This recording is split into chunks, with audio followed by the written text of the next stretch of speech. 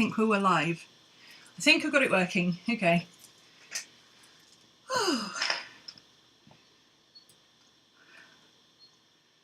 Just double checking. Here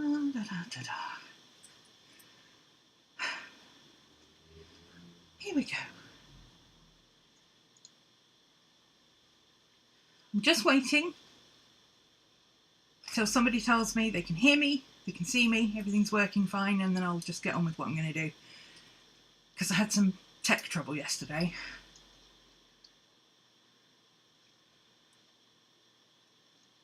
Hi Jess. So obviously Jess can hear me, she can see me, everything's good. Alright then, what's going on with this? Oof, it's very hot. It's very, very hot. Whew. So, how you doing, guys? Mika, hi. Everything's working. Good, good. Okay. Hopefully it'll stay that way. If you hear background noise, it's because my microphone at the moment is my automatic built-in mic, not my main mic, which filters out background noise. So, just so you know. I have all my windows open. You may hear kids running past and so on and so forth. If you do, sorry about that. Okay. This is very weird, having all this panel here. Anyway, I'm trying a different setup. Stream setup, so... Oh, I forgot to put that. Hopefully the camera won't wobble about too much. I haven't streamed in a while. Hi! Hopefully this camera won't wobble about too much. I may have to go ferreting around for the toggle button if it does. If it gets annoying, you'll have to let me know. It's very hot. It's too hot to sit outside. It's too hot to really sit and do anything. So it's sketchbook time, right? Grab a sketchbook and your beverage of choice. I have one of each. I've got some coffee and some water here. I'm just going to grab some of this.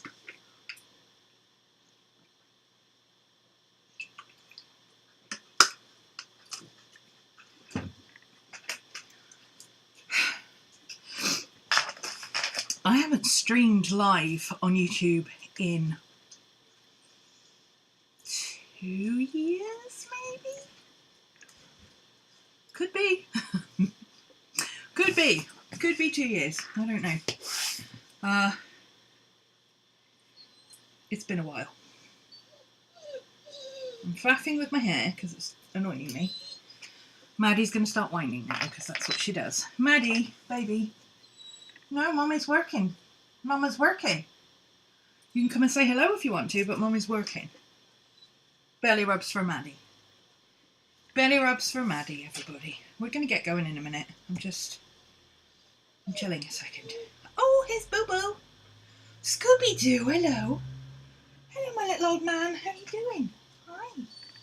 Maddie, please stop whining, babe. All right.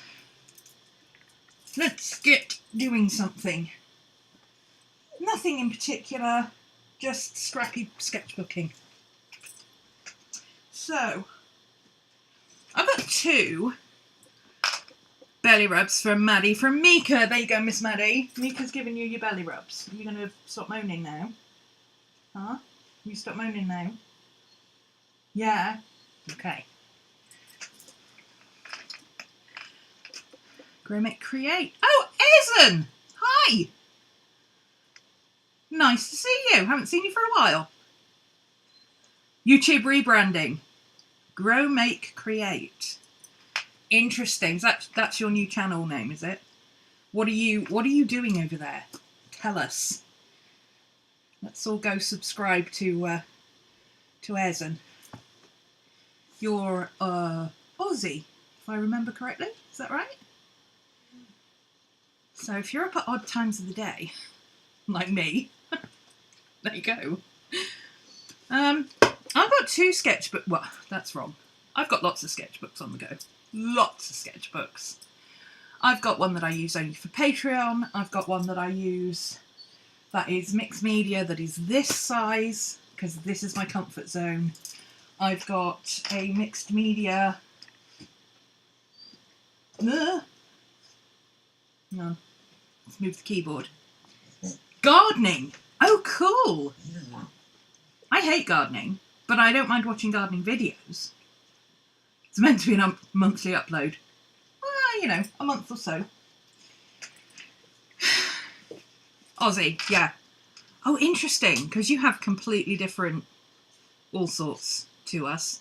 So if you're into gardening, or you're just like relaxing channels, go give Aizen a follow. This is my big sketchbook. This is the one I really like to work in. It's actually an Ohuhu sketchbook, which is nearly all these stickers are by Bun. Oops.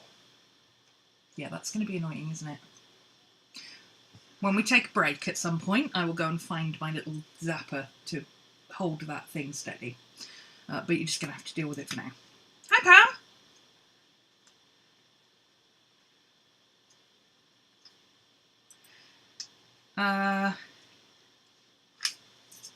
So we've got a mod in. I will leave... I'm sure... I don't think we'll get any spam. Occasionally we get a troll, but I'm sure Mika will be able to handle it. Oh, it's winter, so you're bedding down and growing indoor plants, I would assume. Most of my stickers are from By Bun. The ones that are not from By Bun are just random stickers. I couldn't tell you where they come from. This is a strange sketchbook. It's really, really thick paper. Really, really thick. And it's... I always want to say hyphenated. That's not the right word. It's... What's that word? It's got little... Oh, I forgot to turn off... I've got to turn off autofocus. Hang on. What's that word? It's not hyphenated. It's...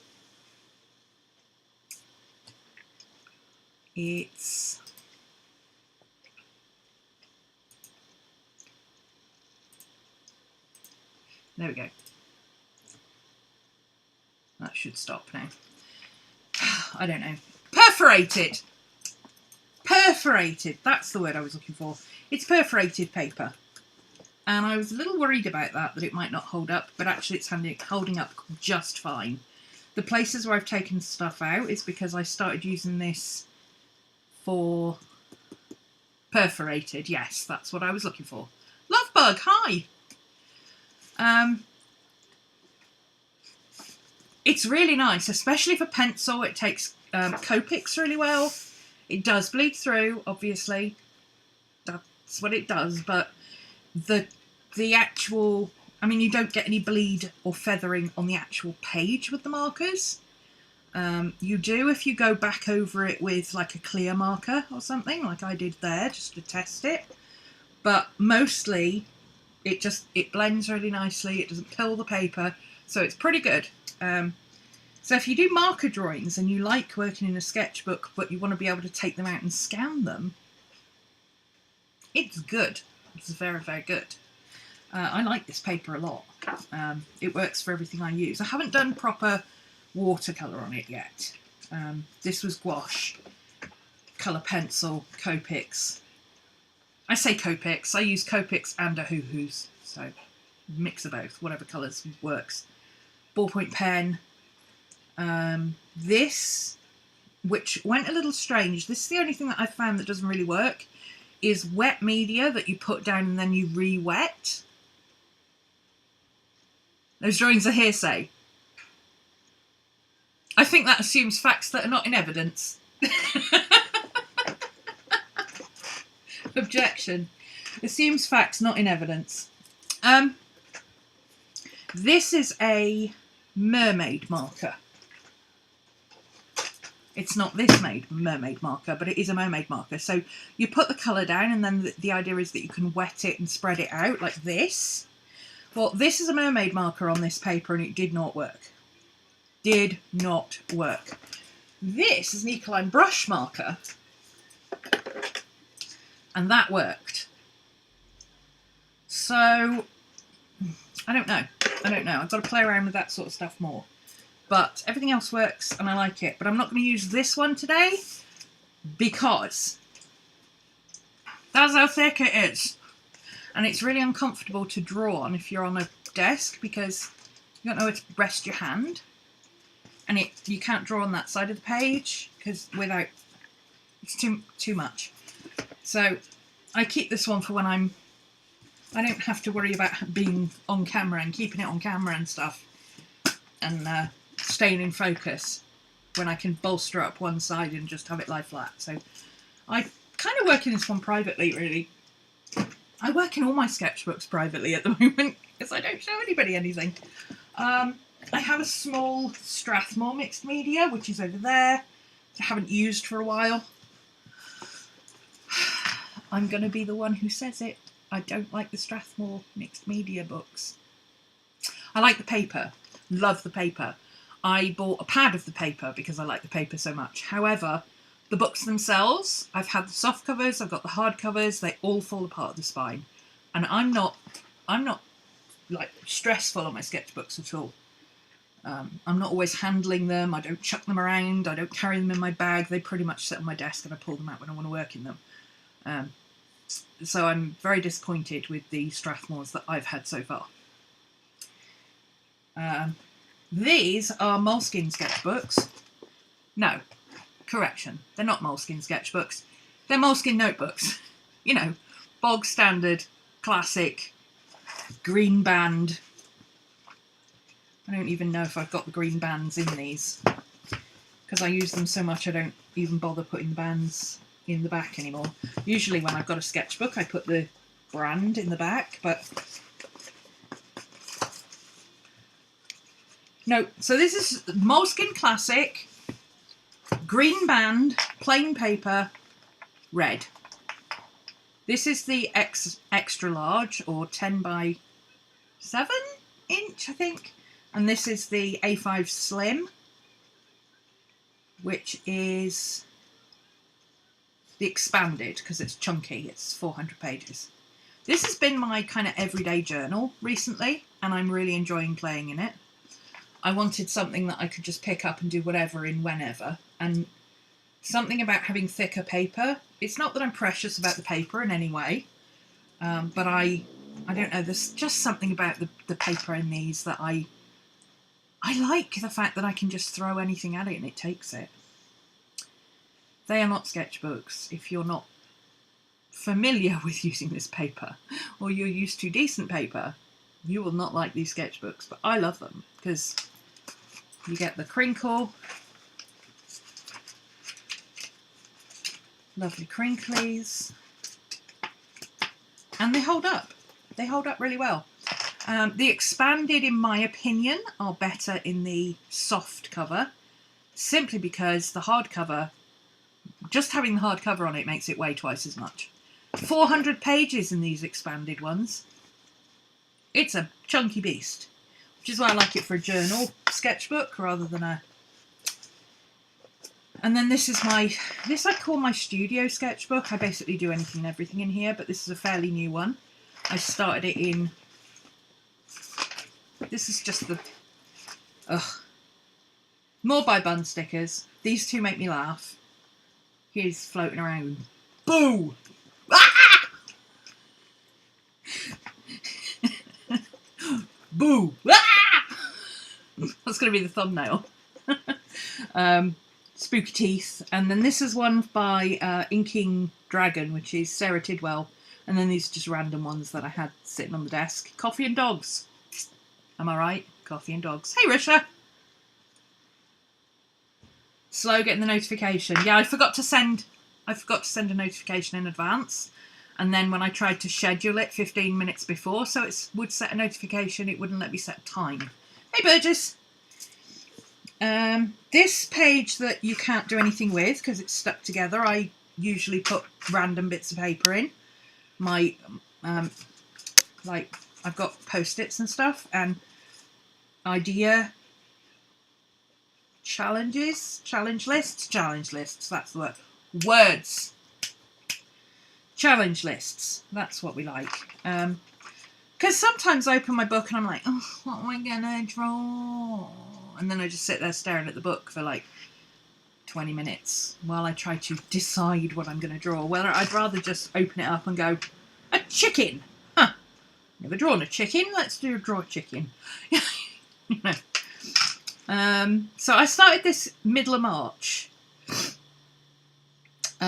But that happens to coincide with when I started having some... I mentioned in my previous video for One Book July that I was having some family health stuff going on. Not me, a close member of my family is having some health stuff.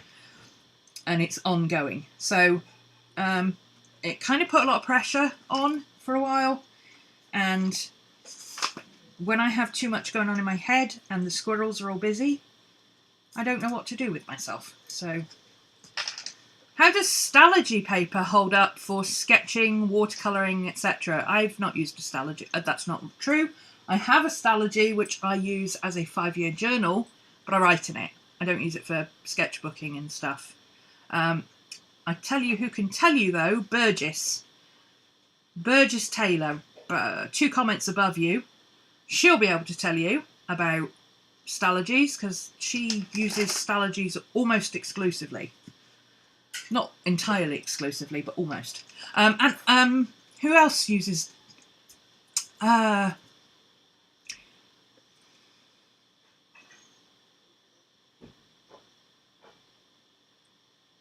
Denisha. She's a bullet journaler and sketchbooker, but she fills out Stalogies. She uses like 3 a year. She's got about 18 of them or something ridiculous. And she uses Stalogies for everything. So look her up as well. Denisha or Denisha. Dan-ish. I don't know if she's on YouTube. I think she's on YouTube, yeah. She does, she's definitely on Instagram. Just playing with some random stuff. You can see how long this goes. This was the day that the Ukrainian war broke out, and I just started drawing sunflowers in blue and yellow because I happened to have the right colour pens to do it. April Art Challenge was the next thing I tried to do in here. This is not anything that I tried to do with my April Art Challenge. I went much simpler than this, and I never finished it. I say never. I will finish it at some point, but I haven't finished it. I'm about halfway through. In fact, I am halfway through. I'm up to Sleeping Bag 18. So I've not got that many more to do. I've only got 12 more to do. I will get back to that and finish it off. Because I was writing a little story and it was going really well, and I was enjoying it.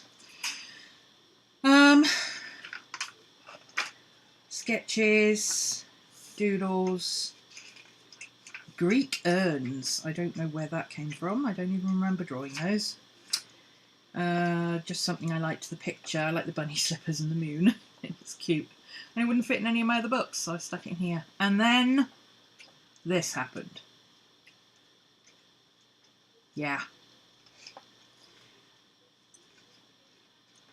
This is all just notes, but it's for a Patreon class, so I'm going to skip that.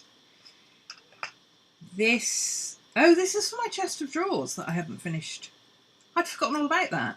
I've got a chest of drawers that looks like this, and I'm going to spruce it up and make it witchy, because it's in my witchy corner. And I'd forgotten all about it. I should get back to that. So there's a project I can do at some point. More notes from a Patreon tarot session. Pen tests. Oh, this is that. This is the Diamine Platinum Jubilee ink. It's actually purple. It looks blue on camera. It's actually purple. It's African Violet Purple. And it's gorgeous. Absolutely gorgeous, but it bleeds through everything. Every paper I've got, it bleeds through. There you go. If anybody wants to know about Stalogies, Burgess has written some beginner's notes in the chat. If if you want to check that out. I did a slice of pizza there apparently. So I don't know if I'm going to use this one or my little one. Do I want to show you this one?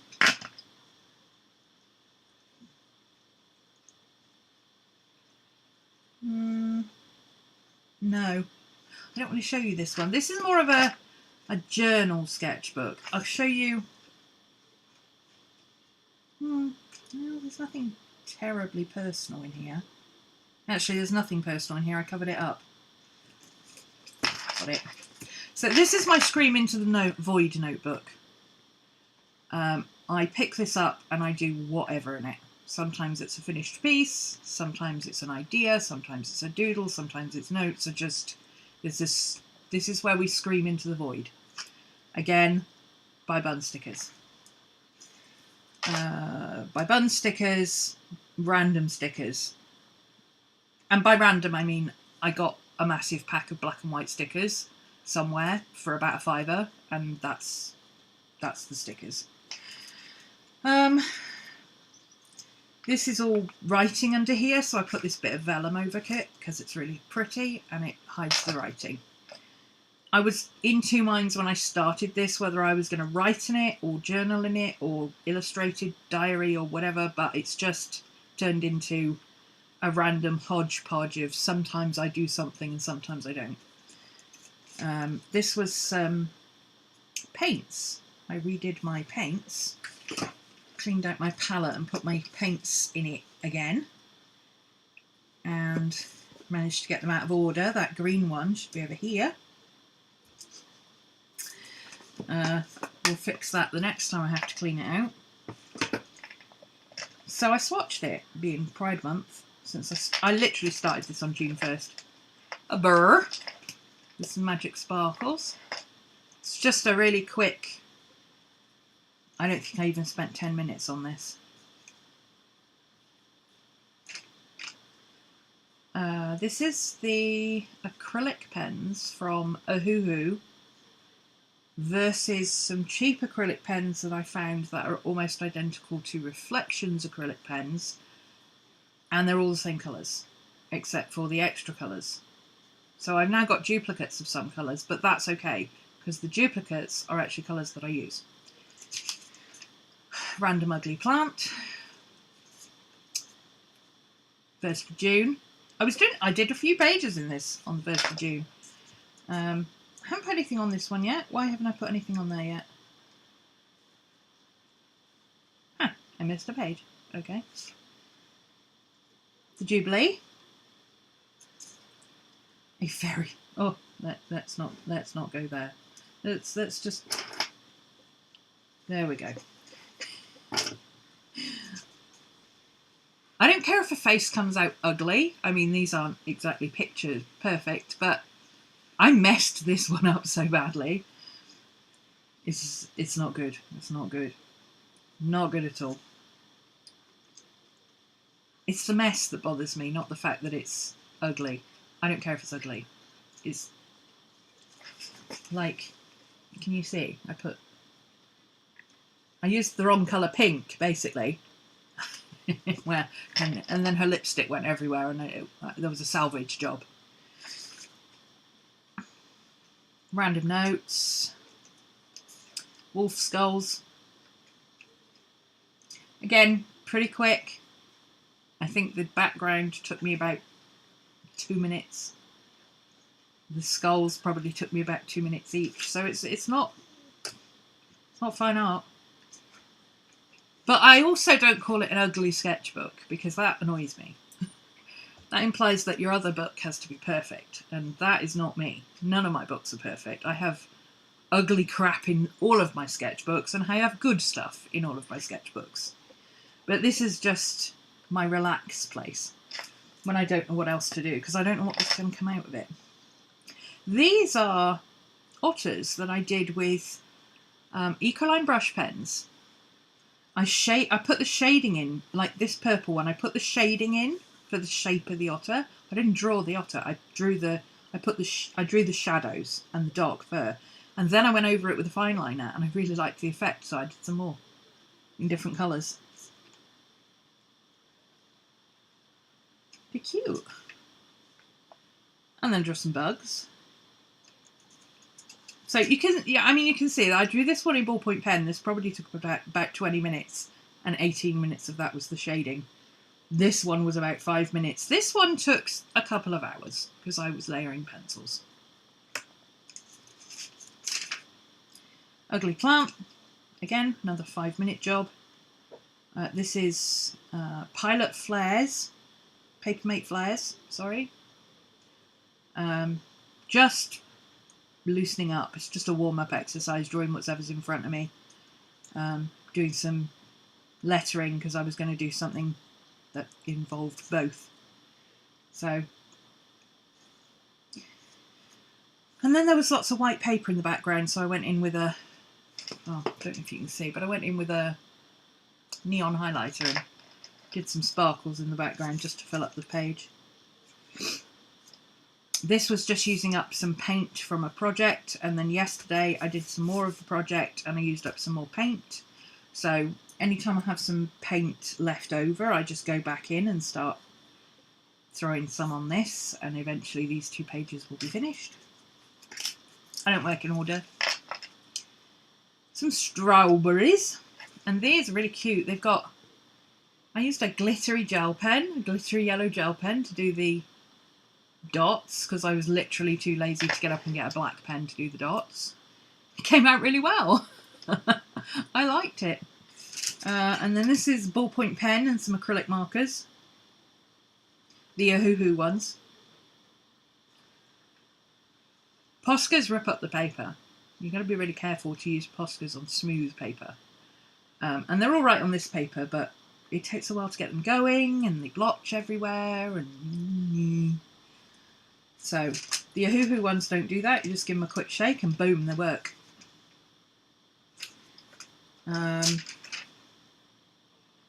Oh, an iris that I never finished. This is just a quick sketch in ballpoint pen.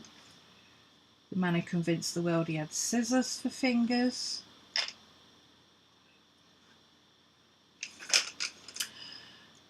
Blank page. Why is there a blank page? Oh, because I didn't have any of this at the time. I didn't have this here. And this ballpoint pen, because ballpoint pen never really dries, it will automatically transfer over onto this page, and I still want to paint that one. So I just shoved a bit of greaseproof paper in here so that it wouldn't transfer, and now I can use that page. This was some Teacups. I was watching Lost Beyond Pluto, her live stream with her boyfriend, whose name I can never remember. James, Jake, I think it's Jake. They have really cool teacups, so I drew the designs and I thought, oh, I'll go in and paint them at some point. This is a half-finished painting. I've got to go back in and put the... it's from a reference picture that somebody posted on Instagram. It's got some really beautiful red, vivid red flowers in the front, so I thought I'd do that. Dante! This is by Bun's Pug. Because... what do you do when somebody posts a picture of their pug wearing sunglasses on Instagram? You draw it. That's correct. That's exactly what you do. So I did. And I think that's it. That's where we're up to. So we're all fancy. I've had it in my head all week that I want to do some deer. I also kind of want to fill in those teacups and colour those in. Ooh. I've got all the windows open, and we've got a... Oh! Bye, Bun! You didn't get a notification. You should have had a notification on Discord, at least. Yeah, it's Dante! I meant to send you a photo of it, but I got distracted, apparently, and didn't. But, yeah. Because that's what you do when somebody puts a picture of their pug in sunglasses on Instagram. That took a little bit longer than normal. I think I was watching... I think I was catching up on Emily D. Baker's stream the other night, so that would have been... I probably took 2, maybe 3 hours doing that one. Just working slowly and Literally, yeah, literally came in just as we were mentioning you. So, yeah, this is just, I'm enjoying this. It's my comfort zone in size. I don't feel any pressure to do amazing work. I mean, look at the face on that. That's, it's not great, but it's just something, you know, I don't have to think. So if I'm going to go and sit in the garden, I grab a couple of pens and pencils, and this. If I'm going to go and sit in a coffee shop, on the rare occasion I go out, I'll take this. You know, I just have to post. I was going to post it, I just hadn't got around to it. I did it, I think last night. I was listening to, was it last night? I don't know. The days, man, the days. No, it couldn't have been last night. I was teaching yesterday. Monday. I was listening to LawTube. Yeah. What did we do before we watched LawTube? And I'm catching up on all the back catalogue. I've done Britney Spears. I've done Jussie Smollett. I had to look up who Jen Shaw was. I had to look her up. I haven't done that one yet because the case is coming up later and I know Emily's going to cover it. I swear we're going to get around to some sketching in a minute.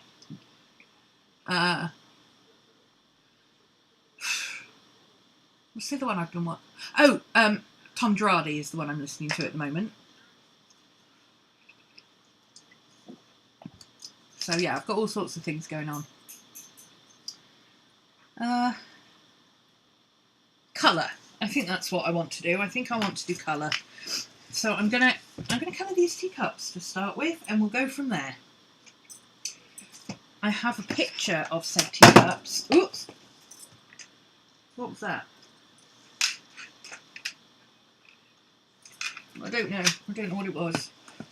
I'll find out later. I have a picture of said teacups. If I can find it. Oh, here we go. Yeah, so this is from Lost Beyond Pluto. Jake and...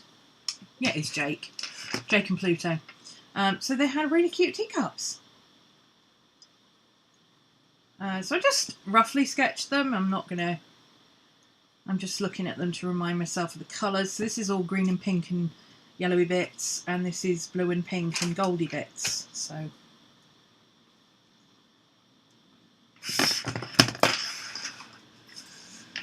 I will post it on Insta. Remind me later, Bun. Remind me to post it on Insta for you.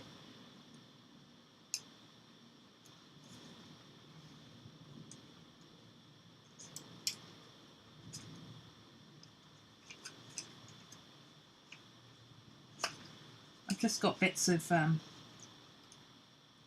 because this paper is so thin, I don't care that it bleeds through on the back or whatever, but it leaves dents on the paper behind. So I do put stuff in so that I can... I've just got a piece of plastic and one of those Ohuhu sheets. I've got about 6 of them because they come with every set of markers you get. So I cut this one down specifically so it fits my moleskin. We could probably do something on this side as well. Now that I've got that wax paper in there, I can draw on this side. So let's see, what shall we do? What have I got on the back of it? I've got paint on the back of it, and I don't really care if I mess that up, so I can use whatever I want. Let's do... I like these acrylic markers on this paper. I can't help it. I love these. Bun! Hang on. There you go. I'll make the noise first. Your recollection markers like this, acrylic recollection markers, do they re-wet or do they dry waterproof like Posca's? Ohuhu! Ohuhu! It's a brand. They're like similar to Arteza, but their stuff is much better quality in my opinion. Ohuhu! That's not how you pronounce it. I heard a Japanese person pronounce it correctly and it sounded much better. It's like those phones, I think it's Hueys, we call them. but it's actually Huawei's or something like that. This is not pronounced Ohuhu. That's what everybody does. Everybody calls it Ohuhu. This is the mixed media sketchbook. It's just like our teaser. It's a cheap brand, but they are much, much better quality stuff. They don't re-wet. Oh, that's interesting, because these, if you leave them for like a day or so, they will not be re-wettable, but you can blend them when they're wet, like with a paintbrush, a water brush. Oh, hoo-hoo. Yes, there you go. I think you've got too many H's in there, but...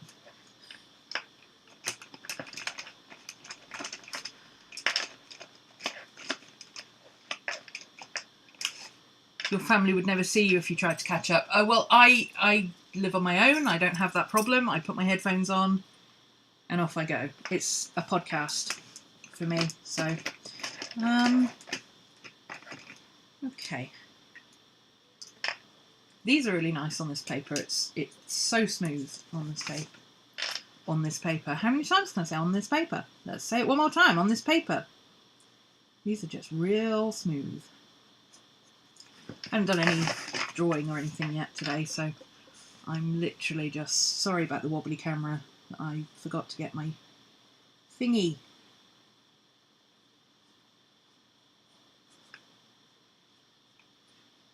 I don't plan on doing this too carefully. Just like... I think I'll just draw over those. I can go back over them with a gel pen. I just really liked the pattern and the colours. I didn't know what else to draw, so I drew what was in front of me. This is what I do.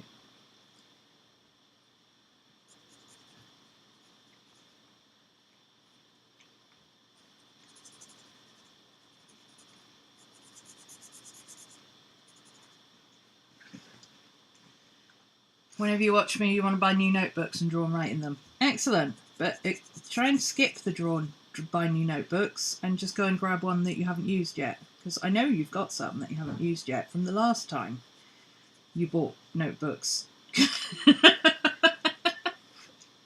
Skip the buying notebooks and just go and find a notebook that you really like. I don't know why though, because I don't buy a lot of notebooks. That's not true. I buy a lot of notebooks. But mostly what I buy is moleskins. It's only recently that I've upgraded, I guess, from the... I used to use the cahiers in a bullet journal. TN.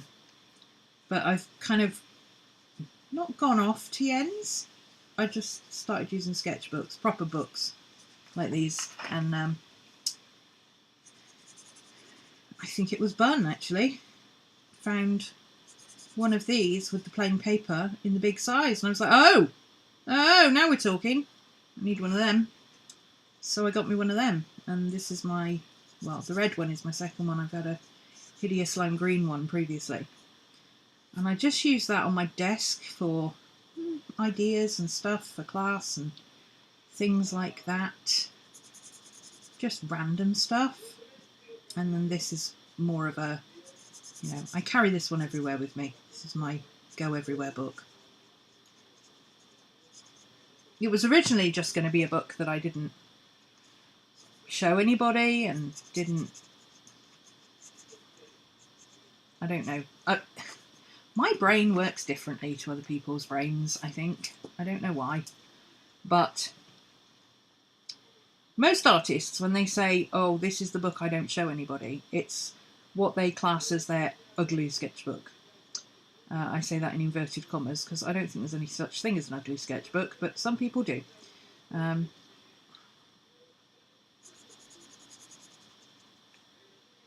Most people would class this as an ugly sketchbook because it's crappy paper and I just draw whatever in it and I don't care if it's good or bad. And they would never show it to anybody. Whereas for me, it's my really good sketchbooks that I don't want to show to people. I don't care if people see this. This is like, whatever, this is just me larking about. But if I draw something really good, I don't want to show people until it's a finished sketchbook. It's weird. It's weird, I know, but I very much advocate for the fact that your sketchbooks don't have to be pretty. I'm very not against, particularly if you want your sketchbooks to look pretty, make your sketchbooks look pretty. It's entirely up to you. But I don't think sketchbooks have to look pretty, and I don't like the whole social media thing of everybody going on about, oh, the pressure to make your sketchbook look pretty. If you feel pressure to make your sketchbook look pretty from social media, that's not from social media, that's from you. You're putting the pressure on yourself to make your sketchbook look pretty, not other people. So that's you needing to change that. John, hey! Nice to see you. I don't buy a lot of sketchbooks. No, I do buy a lot of notebooks, but I also use a lot of notebooks, by the way. I use a lot of notebooks. I'm just coming out of a period of about 3 months where I really haven't made very much, but 22 days into June and I've already done this, and I've been using my other 2 sketchbooks as well, so hi baby. I do have a lot of sketchbooks. I also have a lot of unfinished sketchbooks.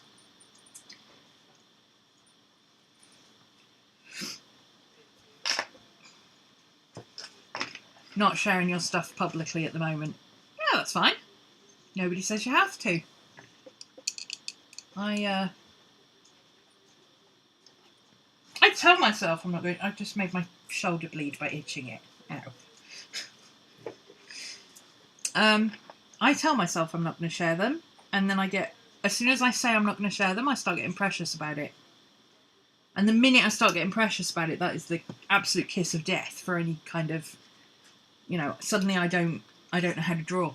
I'm completely paralysed, and what do I do in this next? Because I don't know. The minute I say I'm not going to show it to anyone, it makes it precious, which is weird because that's almost entirely the opposite of what most other people say they get.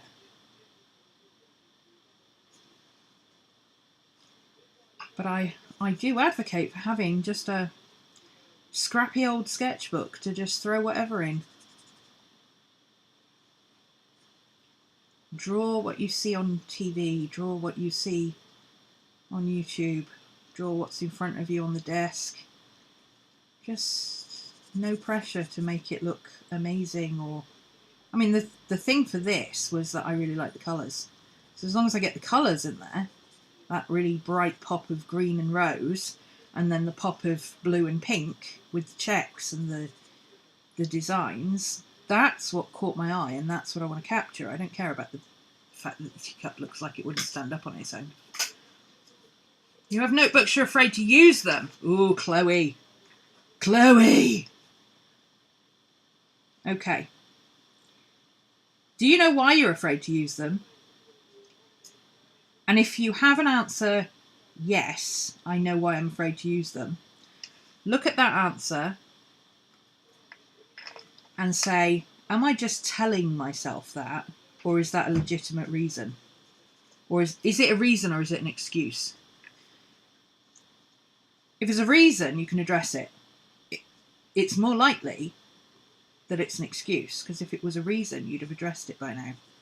So here's what you do. You use... Oh, I'm going to forget his damn name again, aren't I? Mika! What's that bloke's name? Steve?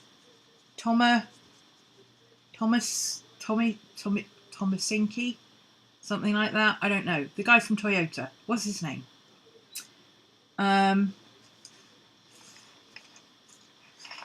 See, that's not a reason. That's not a reason. Here's why it's not a reason. You can just as easily ruin a sketchbook by leaving it sat on a shelf to get damp or mouldy or paper bugs or whatever, wrinkled, dog-eared, as you can by working in it. So, it's not about ruining the sketchbook. That's your first clue. So you do the 5 Whys exercise by this Stephen chap, whose name I can't remember. It's in the bullet journal book. Yeah, I know. The guy from Toyota. You ask yourself 5 whys. You don't want to work in the sketchbook. Okay. You don't want to ruin it. Why? Why don't you want to ruin it?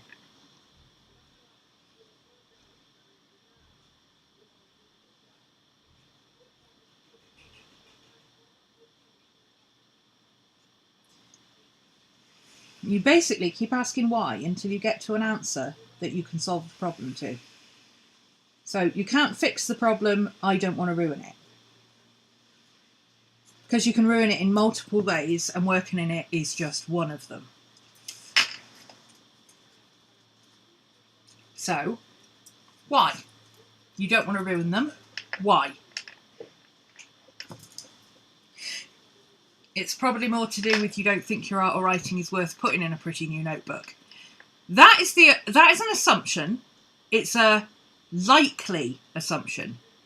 However, it's not necessarily the answer. You want perfection and meaning, right? Why? Why do you want perfection and meaning?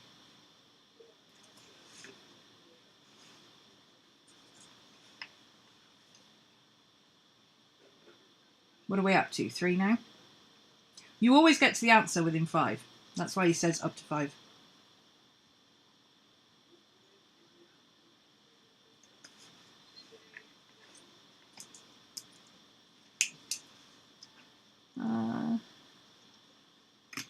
Okay, let that dry. Got some pale blue bits in here now.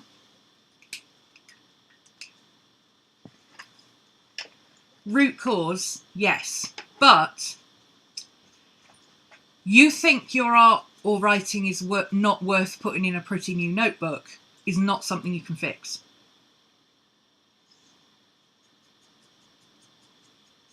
Strutless has a wonderful video. Struthless, do you mean? Struthless? And yes, he does have fantastic videos about perfectionism.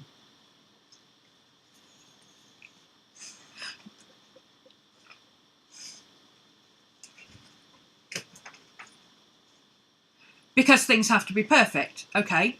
You want perfectionism and meaning because things have to be perfect. Why? Why do things have to be perfect? What are we up to now? 4? This is 4. So you're getting to the actual reason now. You're getting to the actual reason. Because there's only 2 reasons things have to be perfect. No, that's not true. 1, somebody else has put pressure on you, probably your whole life, that perfect is the only option. Or you do. Or you think it has to be perfect because you don't want other people to judge you.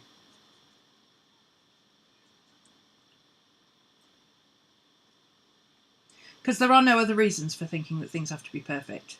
Unless you genuinely, absolutely have OCD.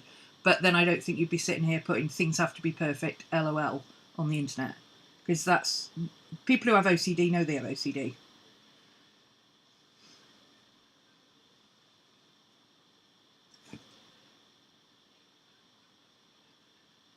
And no, I'm a little OCD isn't a diagnosis.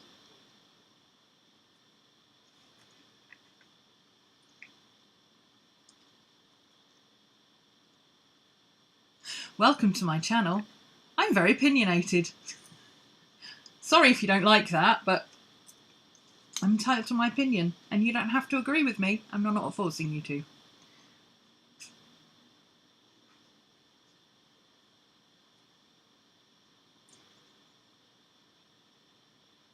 But if you're expecting one of those people who's going to sit here and go, oh, I won't tell you what I think about that because I don't want people to be upset if they don't agree with me, you're on the wrong channel. You put pressure on you, and you do have OCD. Okay, so now we're getting somewhere. Now the real reason is coming to the fore. I'm taking you at your word that you genuinely do have OCD.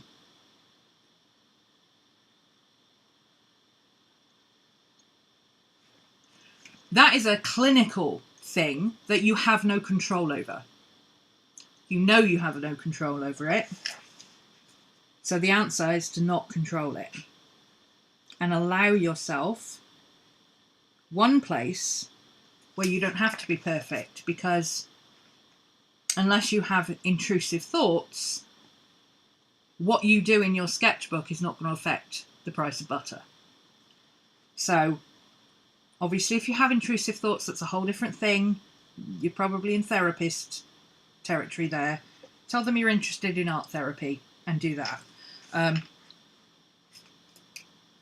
If you genuinely have OCD and it's just that initial kind of jumping into a sketchbook, that can be got around. So what level are we at? You really, really want to, you just can't get started.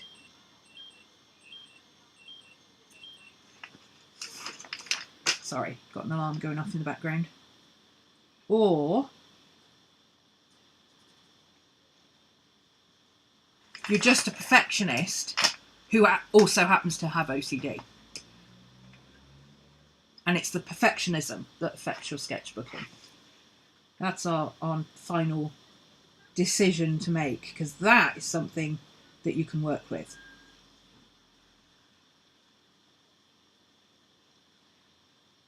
The thing is, if you've got genuine OCD, no amount of anybody telling you, oh, but it doesn't have to be perfect, will make any difference, because to you it does. To you it absolutely does, and that's not perfectionism. Perfectionism is where you would prefer to be perfect, but you can't make it perfect, therefore you're not going to try. And it's a different thing. So is your perfectionism and your OCD, in terms of your notebooks, that tied together? Or is your OCD one thing that affects other areas, and actually it's just the perfectionism that affects you in your notebooks? That's where you need to... That's the final hurdle to figure out. You try to play in notebooks, but not daily. Perfectionism and control take over. Okay, so it is perfectionism that then can have a tendency to become an OCD trigger, maybe. Is that more like it? Rather than, oh, I have OCD, therefore I have to have it perfect in my notebook. No, the OCD is a different thing. I want my notebooks... I want to play in my notebooks and I want to do this, but then I get perfectionism and then I try to take control and then it becomes OCD and it gets out of control, and that's not good. So is that where we're up to now?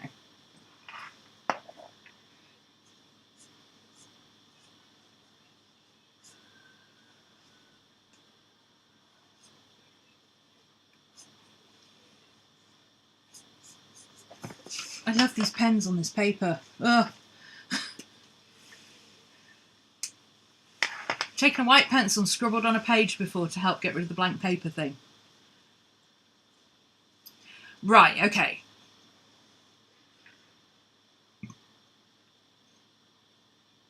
So, perfection and control. Where does your perfectionism come from? Is it you putting your perfectionism thing, I want everything to be perfect?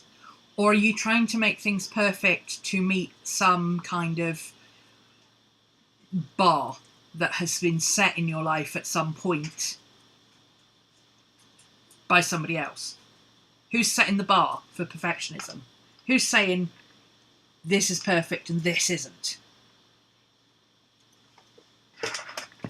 You just don't want to make something that's not important. Well, now we're getting into different territory. That tells me that you've answered the questions wrong. You've given the answers that you think you wanted. Right. Yes. Okay. I'm gonna tell you something. It's gonna blow your mind. Absolutely gonna blow your mind. Okay? If you are the person who set the bar and said, this level is where perfection is, guess what? You can move the bar. Or just get rid of it entirely. You control the bar. Yeah, you can. You control the bar. I can't tell you how to do it necessarily, because that's a more of a mental gymnastics thing that you need to figure out yourself. But if you set the bar, then you can change the bar. It's like having a goal. Oh, I didn't meet my goal. Well, what was your goal? Were you aiming too high? Were you aiming for something that was impossible? Because perfect's impossible. Who was it? Salvador Dali. Salvador Dali. Don't aim for perfection. You're never going to reach it. Hi, Katie. You're never going to reach perfection, so don't aim for it. You keep one notebook. Took the pretty out by deliberately being messy. That's one way to do it, yeah. That's what Ezen suggested as well. The thing is, how can I explain what I mean?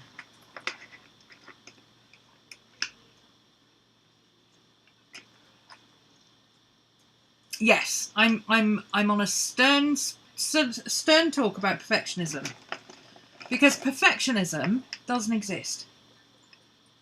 No, that's not true. Perfectionism does. Perfectionism is the want or need to create or make or be perfect in whatever it is that you suffer from perfectionism in. So perfectionism does exist, and it's very real. But perfection doesn't exist.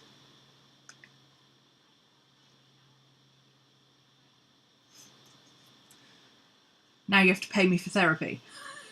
Well, I do £40 sessions of Come Draw with Ro. And I'm not even joking, I actually do.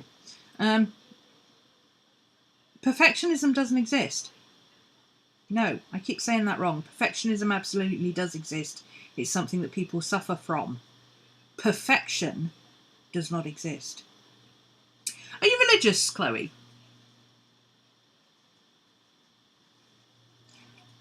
And or spiritual, as in something created this amazing world we live in and blah blah.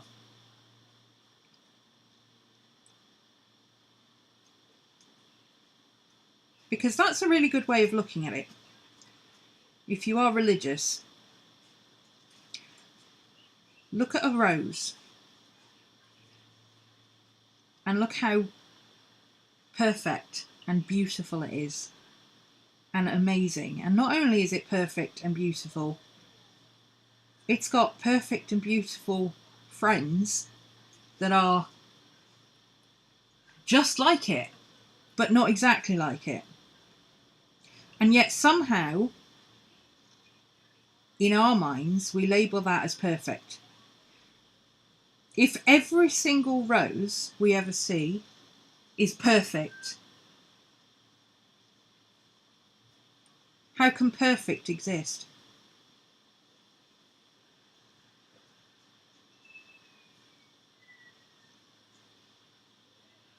Perfect is an illusion. It's an impossible standard that somewhere along the line we've learned to measure our worth by.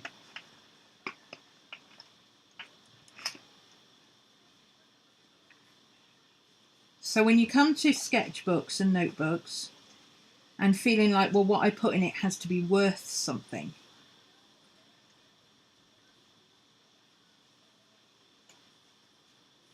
it's worth something.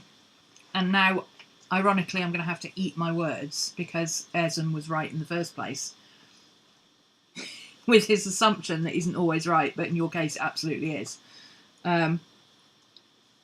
Your problem is not trying to attain or reach perfection. It's that you feel that what you put in your notebooks is somehow not worthy. It's not even about being perfect. It's just about it's not worthy of being in a notebook. It's not important enough. Which says that your self-worth, if you like, is somehow tied up with what you make or write or create, what you put in that book. That means that your self-worth, to some extent, not all of it, but to some extent, comes from what other people say is worthy of you.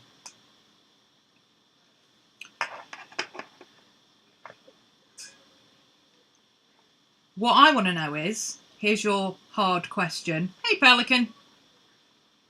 Here's your hard question, Chloe. Who the hell is anybody else to tell you what is worthy for you to put in your notebook? Who the hell? Who the hell are they? They.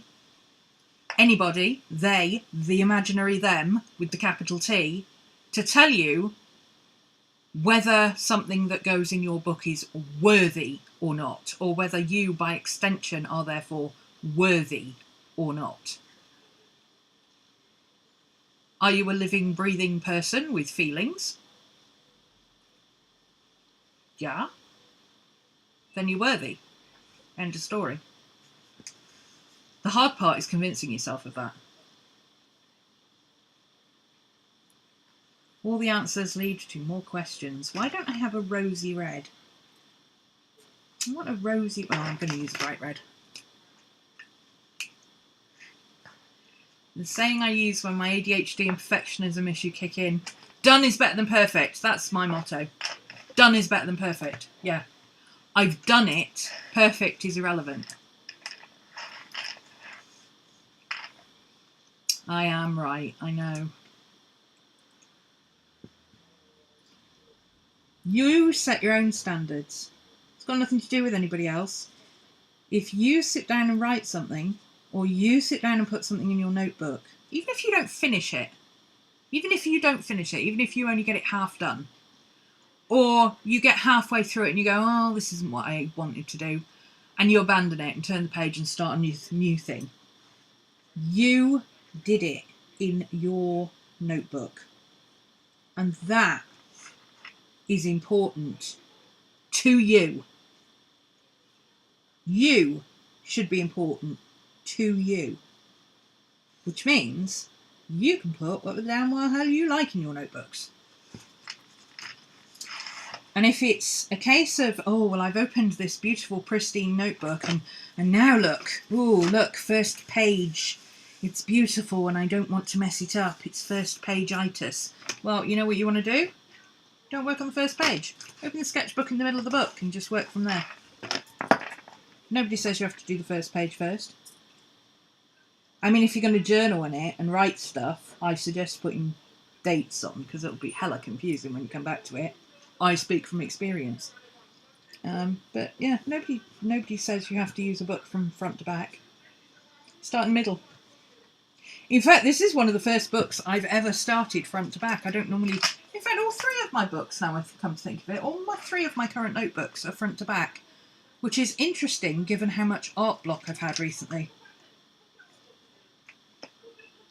Huh. Because normally what I do, when you buy these books, they come with markers. And normally what I do is that I open it wherever the marker is. I can actually still see where the marker was. And I usually open it at that page. And I start at that point. As long as you date your work, it doesn't matter. And if you're sketching, it still doesn't matter. Watercolours teach you every day that there's no such thing as perfect. Yep. Yep.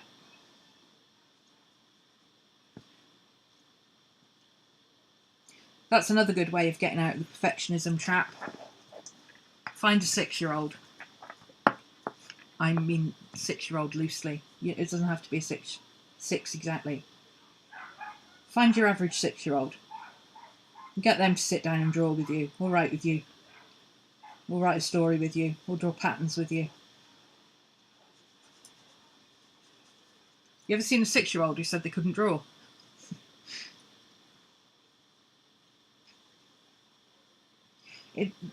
It's a learned behaviour that we learn that good enough is not good enough.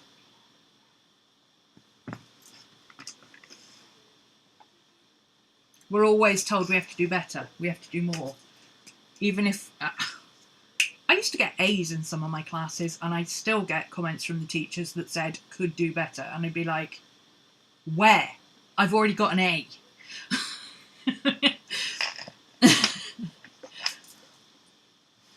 This is not an endorsement to kidnap a 6-year-old. No, don't kidnap a 6-year-old. Borrow a 6-year-old. Offer to babysit a 6-year-old. Sit in your local park with your sketchbook and coloured pens and some spare paper, and 6-year-olds will just attract to you. Trust me. Happens to me almost every time I go to the park. I take some crappy supplies in a bag with some loose paper, and I take my stuff and I spread it all out, and between the dogs and me drawing, I can guarantee you within 10 minutes there'll be kids coming to draw with me. They just want to. They see you doing it, they want to do it. That's the light one. Do I want the light one? No, I want the...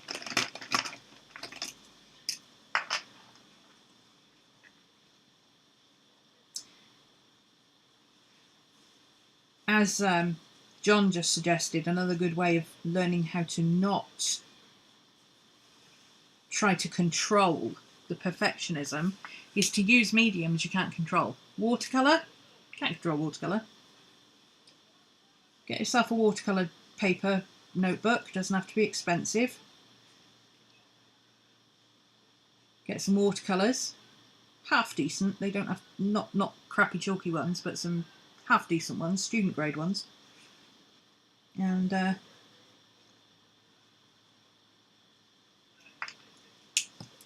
at it. Even better, wet the paper and then put colour down and see what happens. Some of it will be ugly, I can assure you. But eventually you'll learn how to not make it ugly.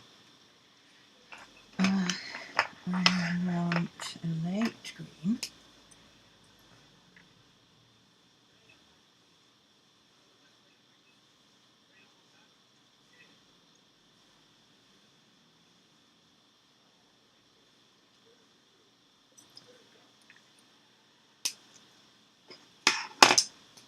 I caveat all this by saying, by the way,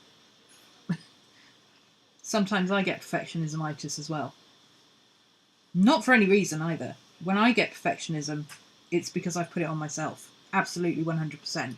I've never, ever, ever in my entire life been made to feel that my art was in any way not good enough or not worthy or whatever. My mum is an artist, and we absolutely, just do it. Just put marks on paper. All marks are good marks. Blank notebooks are not living up to their full potential.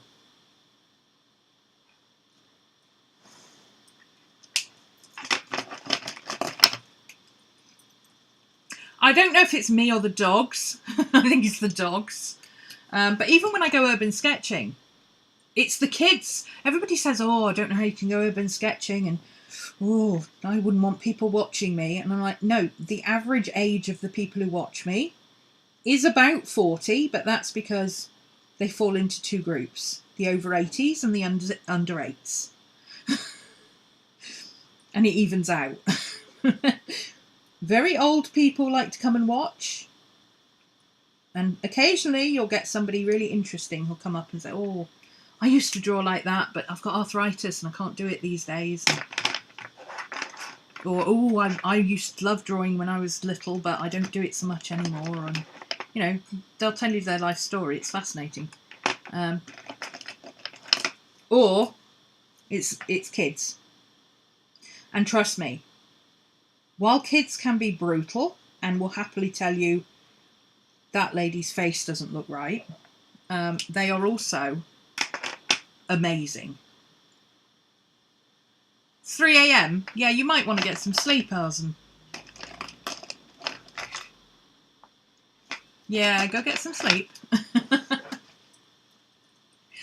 There will be a replay. You can catch the rest after work.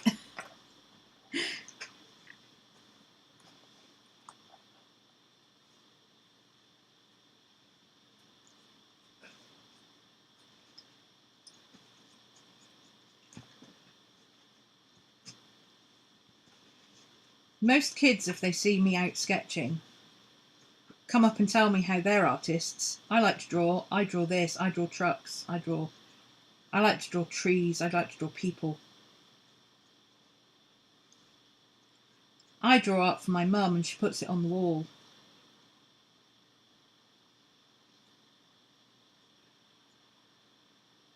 Because all kids believe they're artists, and they are.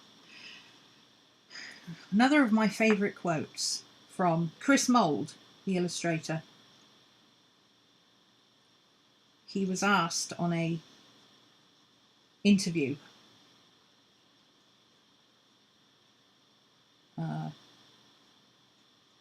how did you get started drawing? And he said, all kids draw, I never stopped.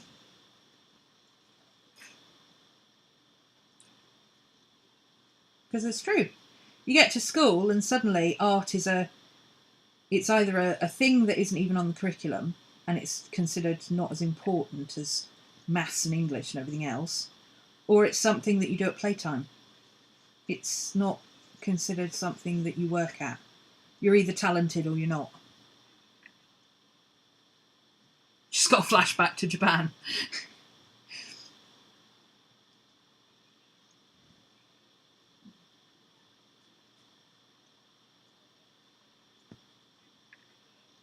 I would love to go back to high school and see the 3 art teachers who told me that I would never be able to make a career out of art because I wasn't good enough.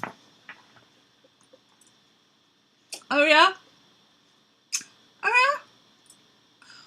Hold my coffee.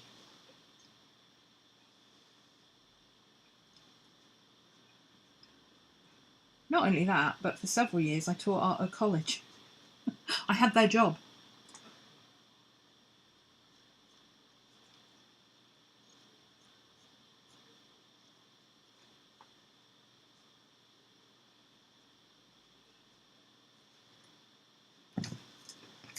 This is cute. I like this. I wasn't liking it until I started putting the ferns in, and now it's like, oh yeah, it's coming together. I like it.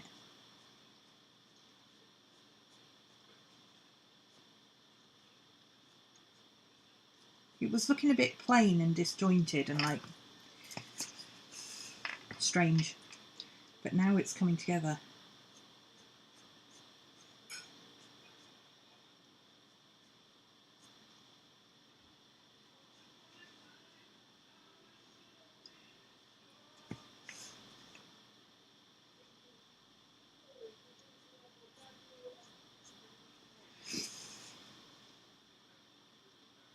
I like it.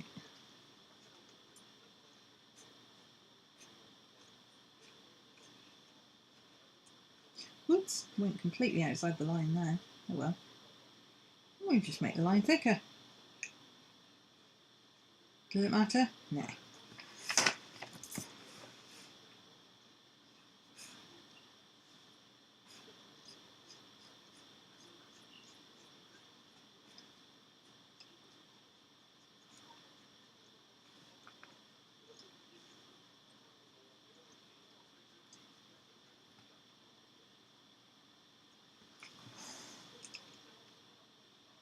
It's cute. I like it. Let's put some... Had to hand in your sketchbook to be graded in high school and you barely drew in it. I had a sketchbook that I had to hand in for art as well. I think I completed it in about 2 days just before it was due in. Nothing like a deadline.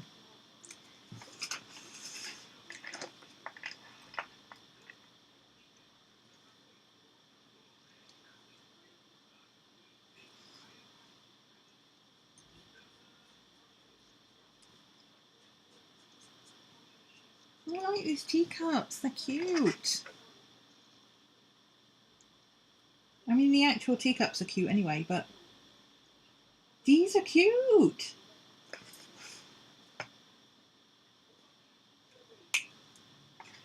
Okay, now this one needs sparkles, of course.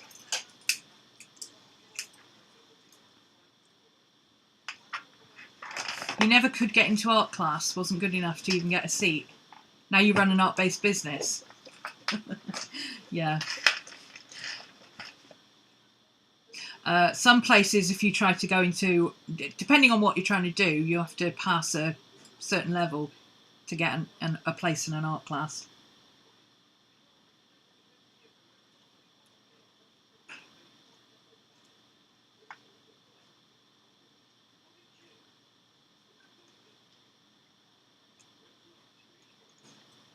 Oh, I'm gonna go ham with the glittery gel pen now. Because I can, because I can.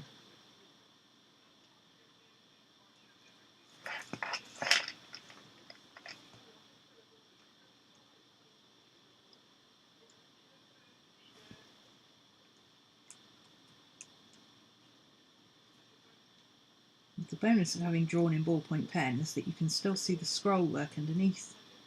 So you can go back in and draw it back in.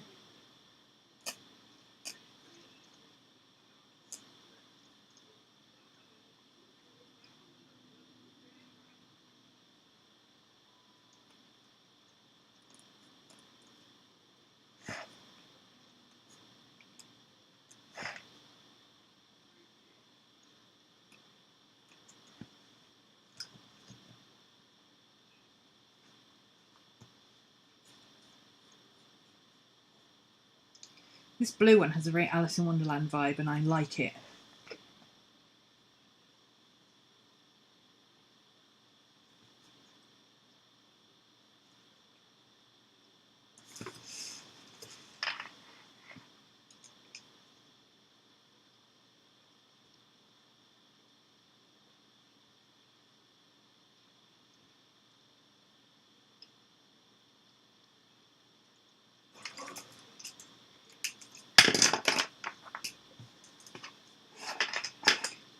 Independent art was based on talent. Oof. I'm not going to take that bait. I'm not going to take that bait. I'm not going to take that bait.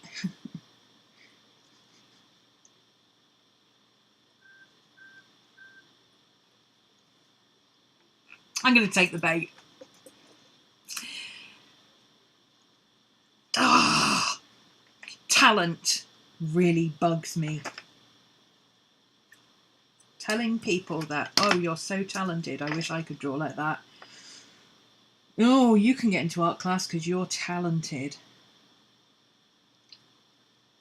It's not talent. You don't tell somebody who's good at maths that they're talented.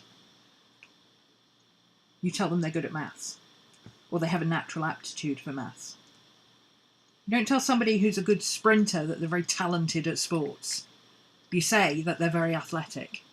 So why can't we get out of this, oh, you're very talented, and say, you're very good at art. You have a natural aptitude for creativity. Why? Why can't we do that for our kids?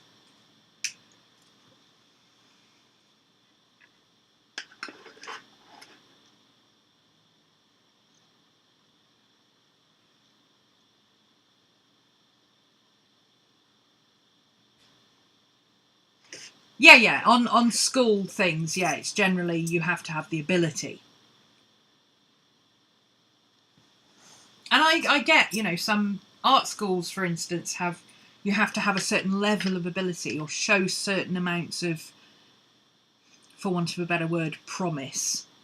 They have to be able to look at your work and go, ah, yeah, if this person studied biology or if they studied movement and gesture, they show a lot of promise to be able to improve their skills. That I get. But when I was growing up, it was all talent. Oh no, I wasn't meaning you offended me. I don't mean that. I mean generally. We need to stop telling artists, oh, you're so talented. It's practice. You show up and you do the things. Even on the days when you don't feel like it. Correct, John? I just spilt my coffee.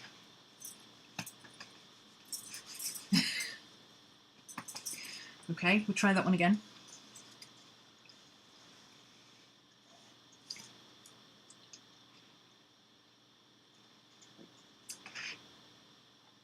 It's like when a lot of beginner artists, or young artists especially, one of their questions is often, how do you find the motivation to draw?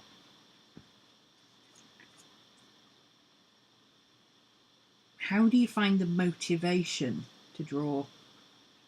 If you're an artist, like it's in you to create, you always have the motivation to draw. Motivation doesn't necessarily get you to the desk to actually do it, though. What gets you to the desk to actually do it is discipline, or not being depressed, or being depressed and taking your meds, you know. But motivation, if you're not motivated to draw, then you don't want to draw.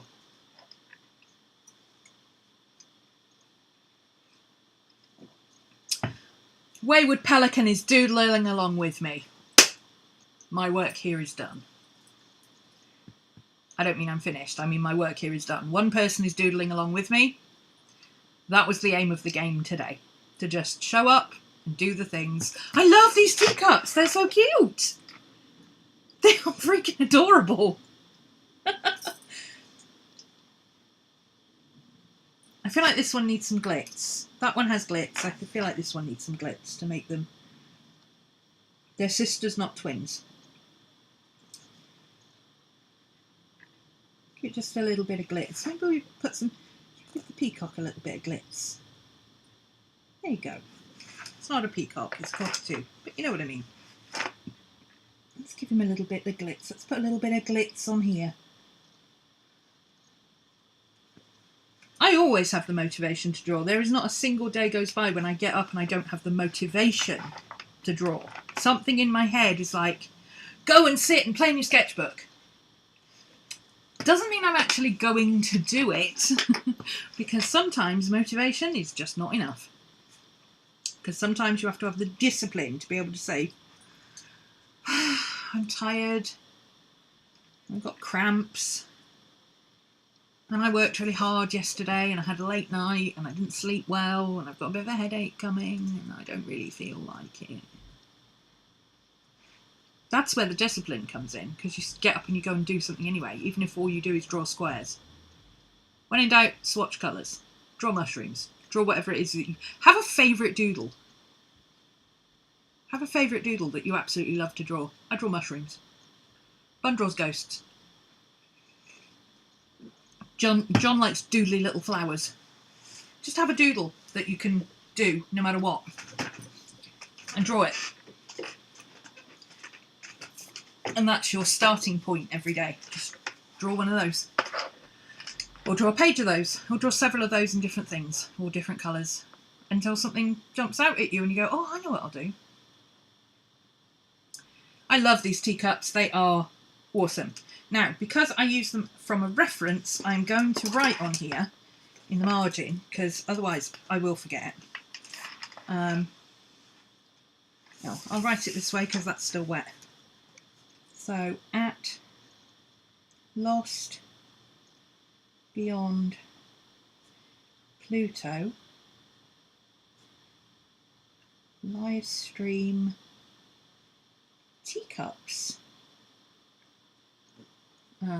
20th of the 6th, 22.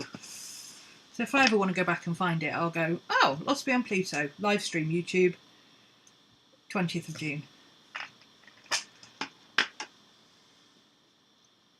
Next! Okay, I'm warmed up now. Now I want to do something. I think I want to expand a bit, because that's the next thing I want to work on, and I don't want to work on that just yet. I don't want to work on that right now. Dawn, day. Oh, I should take a picture of Dawn, day.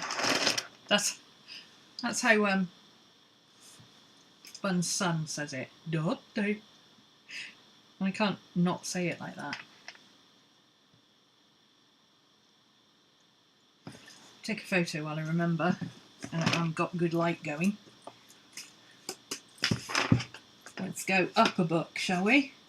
I want to draw some deer. I wanted to draw deer earlier and I never got round to it, so let's draw some deer.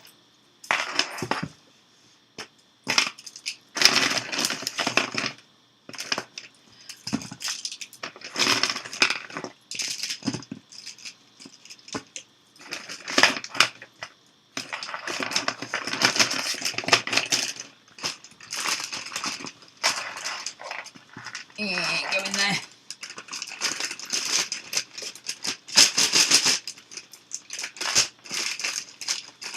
Oops.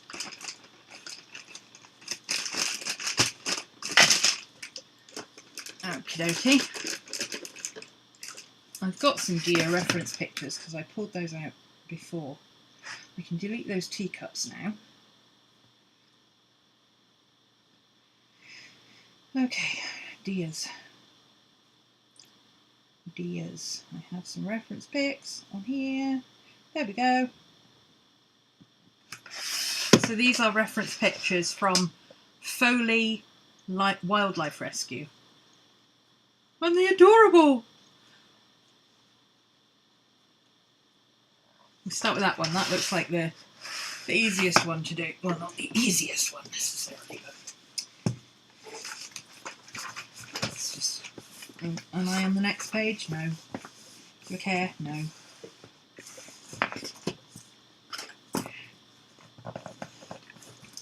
Okay. Alrighty. Let's grab a...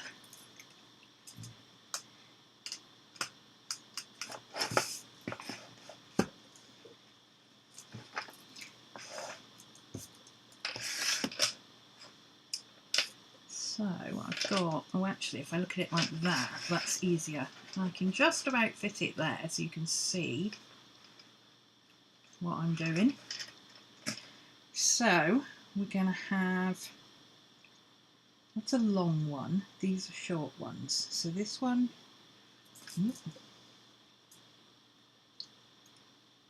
Chloe! Is Chloe still here? Grab a notebook. Grab a pen.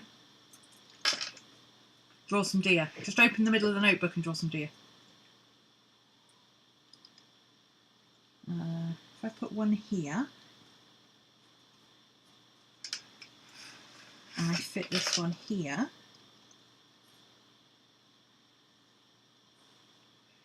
that one should fit in there, okay?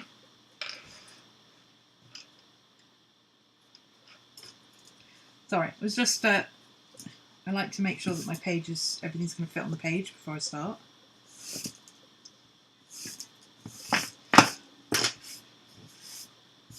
If you're trying to chat and you can't, it's because I turned on subscriber only chat. Feel free to subscribe, chat, and then unsubscribe later if you want to. I don't care.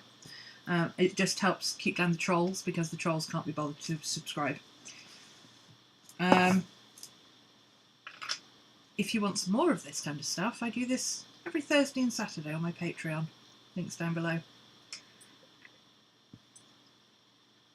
And I'm hoping that we're going to be doing this more. I'm sat at a really weird angle. My book is at an angle. My head's at an angle. My desk's at an angle. I'm drawing flat instead of raised. This is going to come out really wonky. I know this going into it.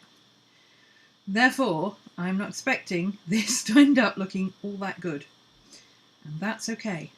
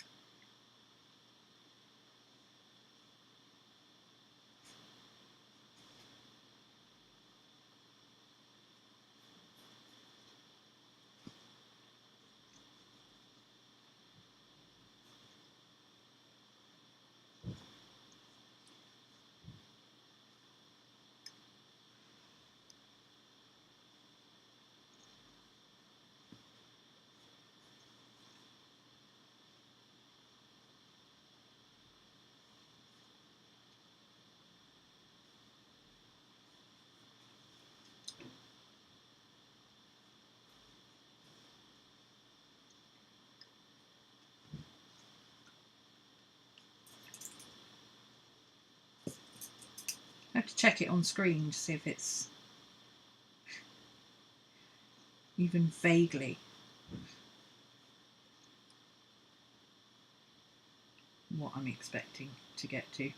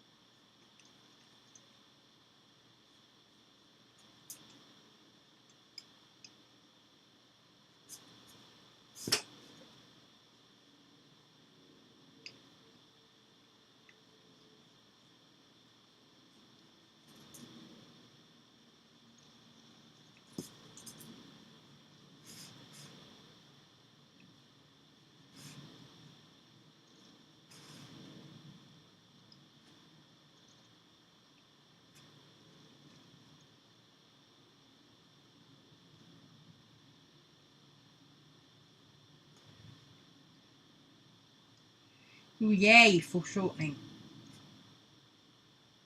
We all love foreshortening, especially foreshortening in the background, going away from us in space and time. Oh, shortening. Yeah, it's close enough, that'll do.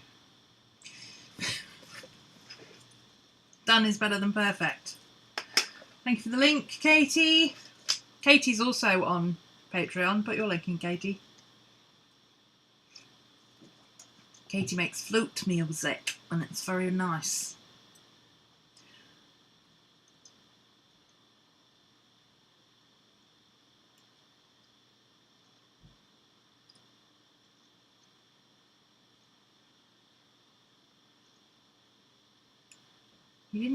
You had to decide what you wanted to study at age 11 or 12 and then you're stuck in a set roster. Oh, I hate that. That's like asking 8-year-olds what they want to be when they grow up. I don't know. I didn't even want to be a grown-up. I mean,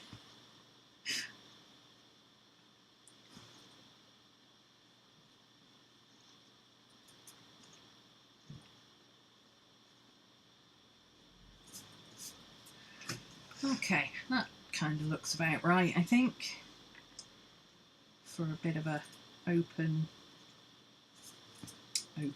general sketch. There's a little bit, there's something not quite right with that either. Fiddling too much, stop fiddling, it's only a sketch.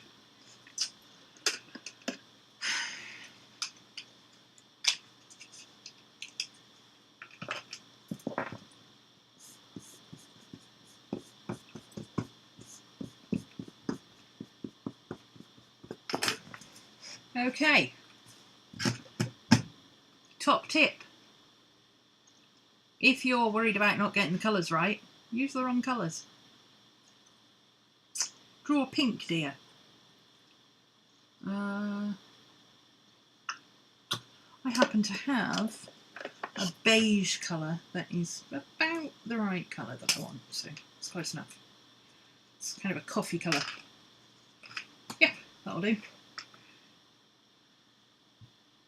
So,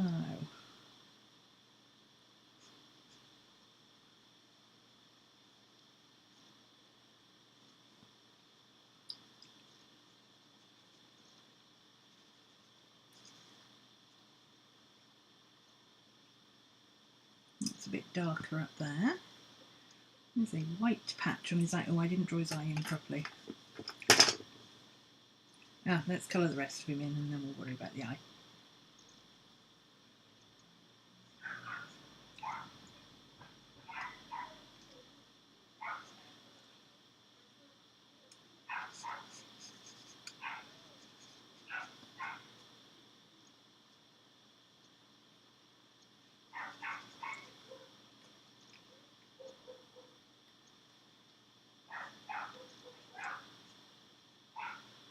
That is not my dog.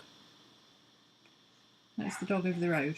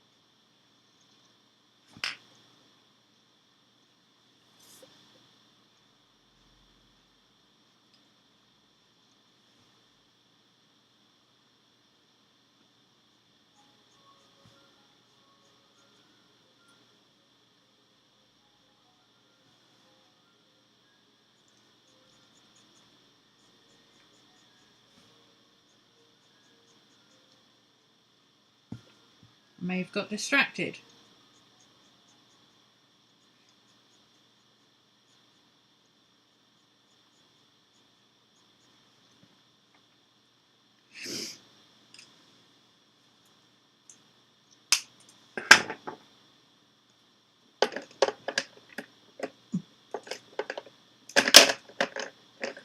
Oh, I didn't realise I had 3 shades of brown. That makes life a lot easier.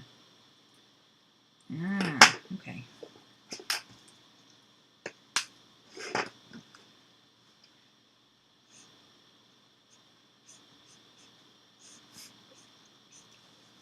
Is it bleeding? Not really.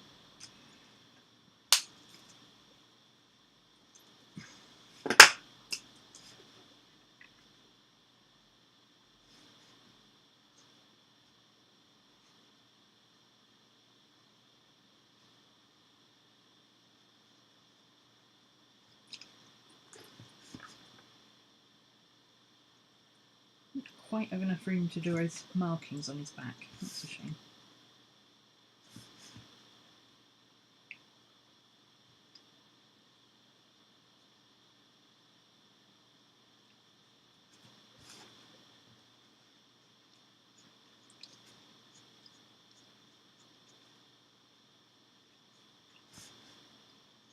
One of the things I've been trying to do with these books is use supplies that I don't always gravitate towards. If I'm going to do stuff in watercolour, I tend to use watercolour paints. I don't use markers or brush pens or whatever usually, but I have them, so I should use them.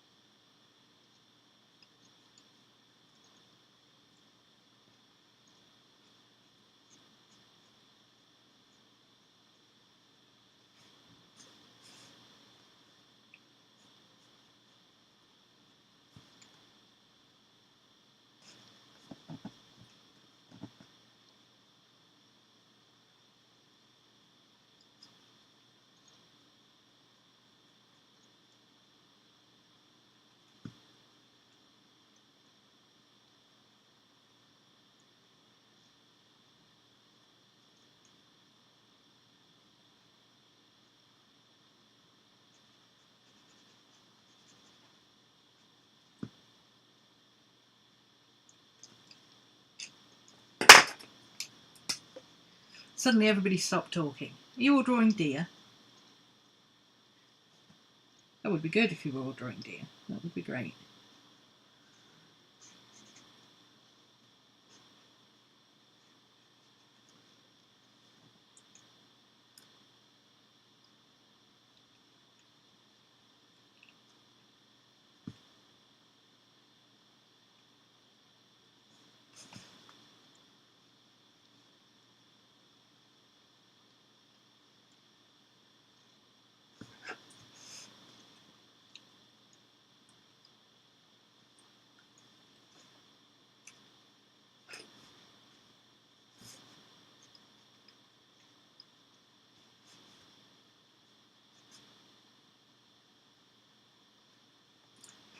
John's watercolouring, Pelican's doodling. This is good.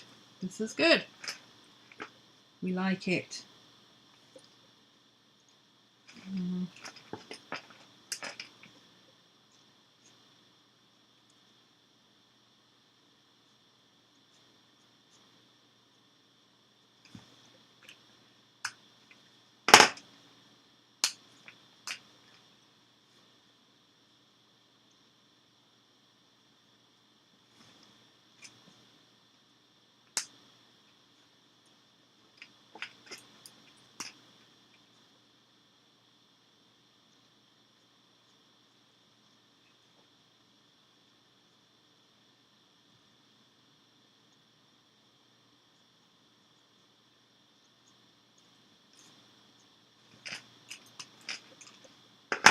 Late lunch with the kids.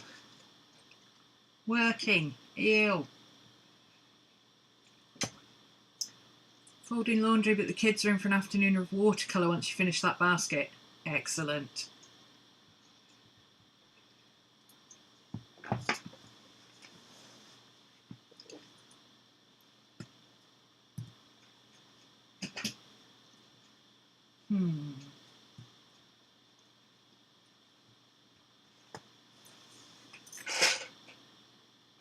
Oh!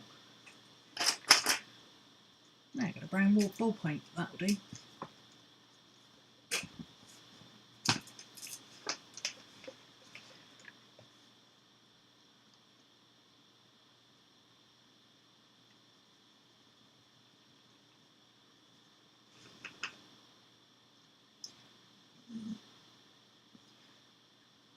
Doodlebug's awake. Hi, Doodlebug.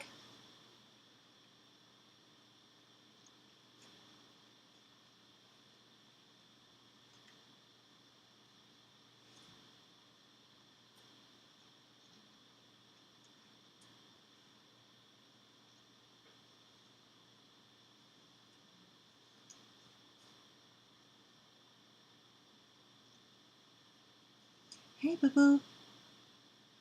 Hello, my little old man. How you doing?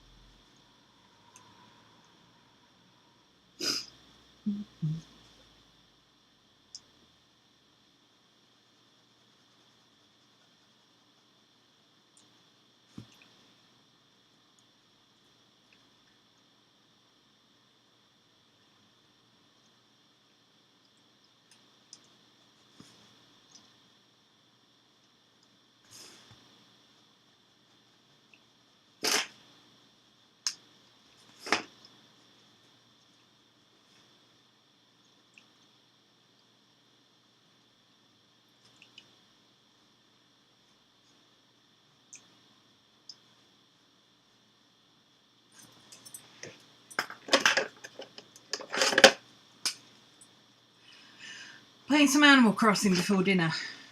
God, I haven't played Animal Crossing in ages.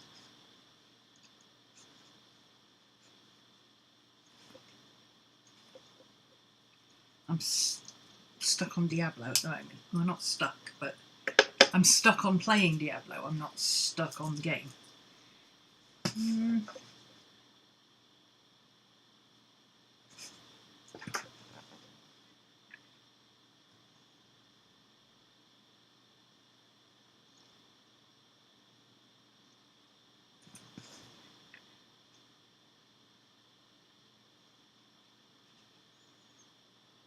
That's better. White pen, white pen, white pen.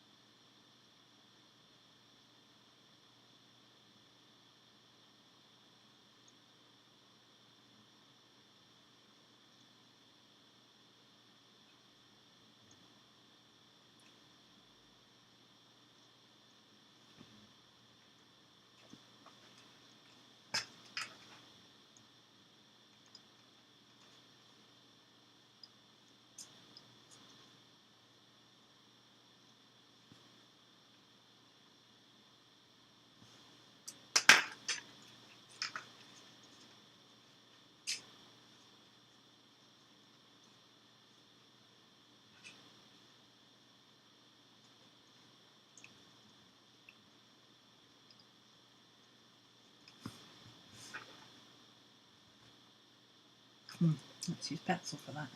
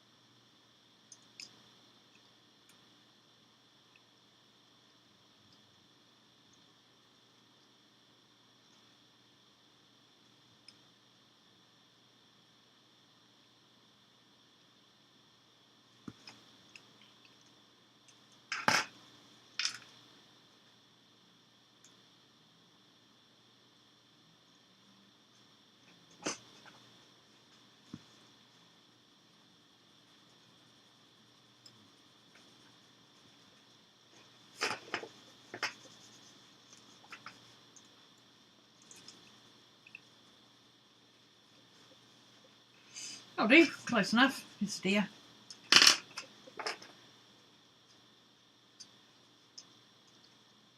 You're working?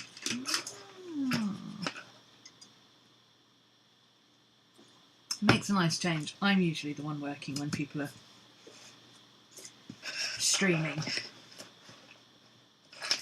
Okay, I'm going to do this. I'm going to do this one now. Each little one. Yeah, all the foreshortening. Maybe we should do that one first.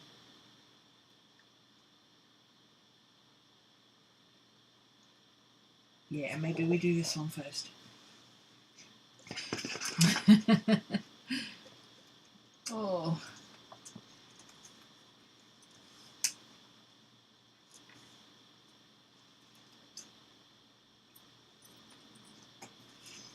I need a... Yeah, there's my...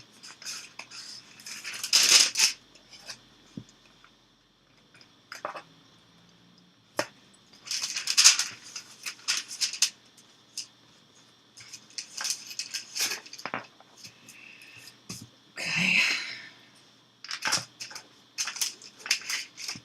Oh, let's see.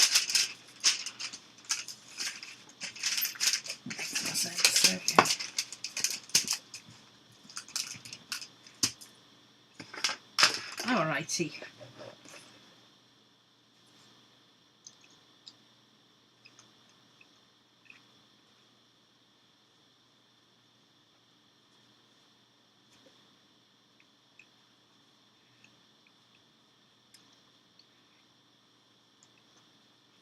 Snoot.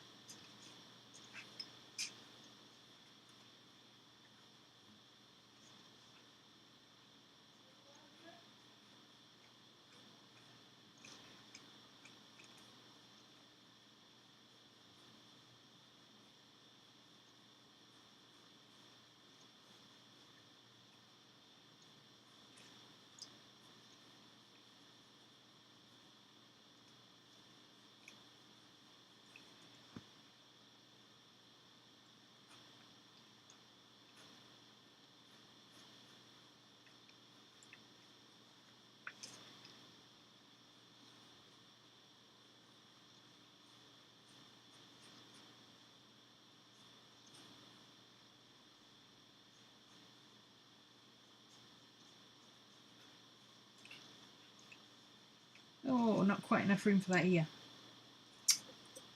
So close.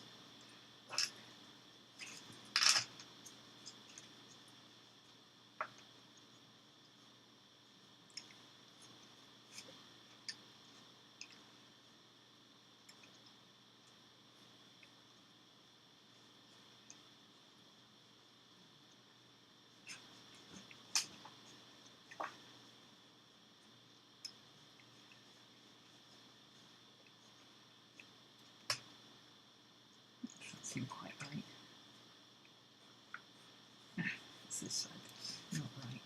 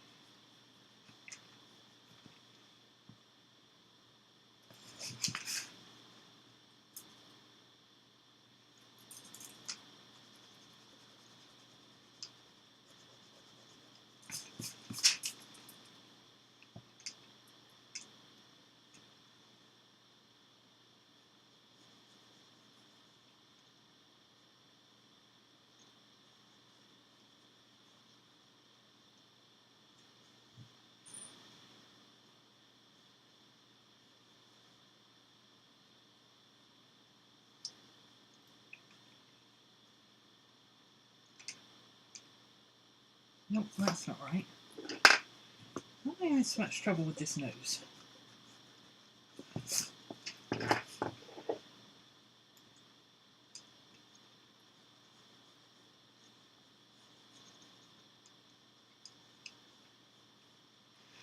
Mouth, okay.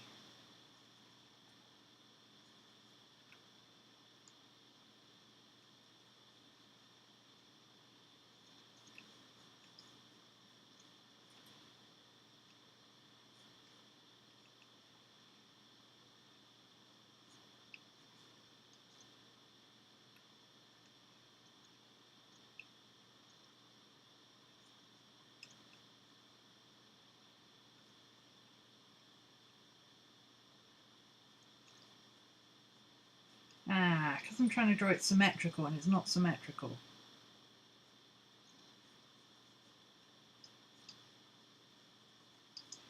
That's why. Got a bit that sticks out on this side and it doesn't on this side.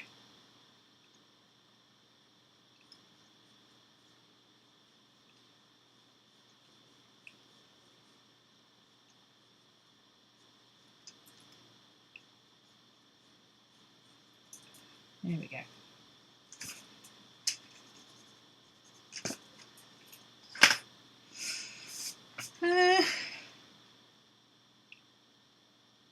I'm feeling lazy, I might just do this one in ballpoint pen.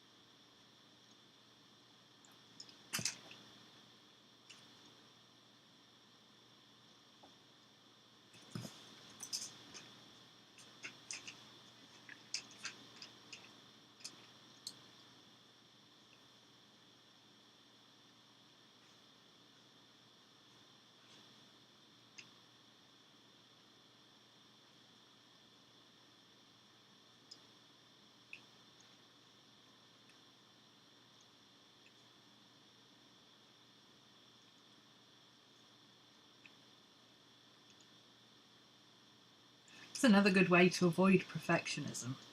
Work in pen.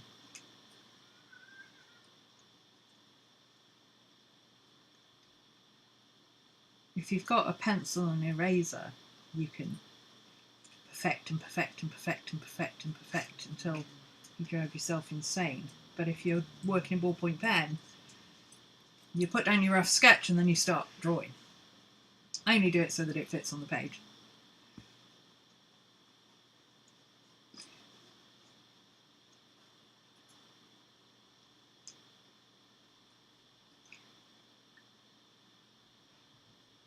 He's got a cute little smile, this one.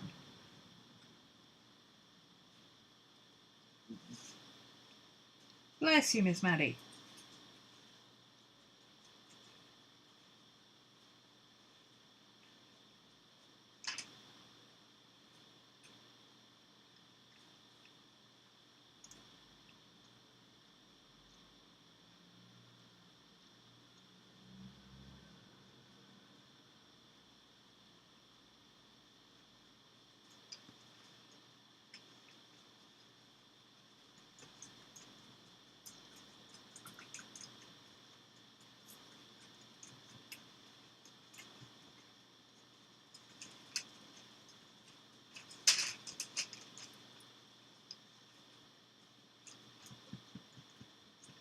I don't usually bother putting something on here, but it's very, very hot, and if I leave my hand on here, it'll get sweaty.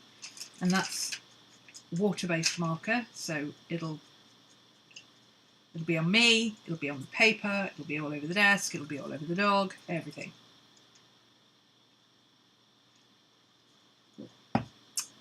What time are we on? Ooh, 7 o'clock.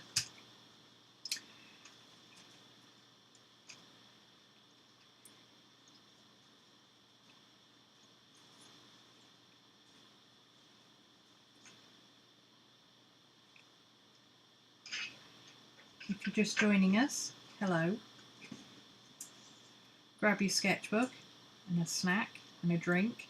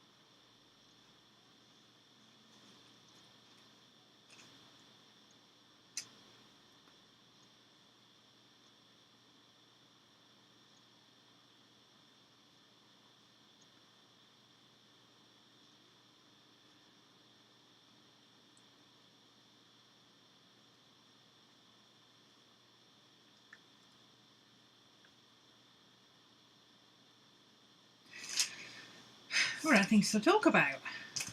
It's not like me.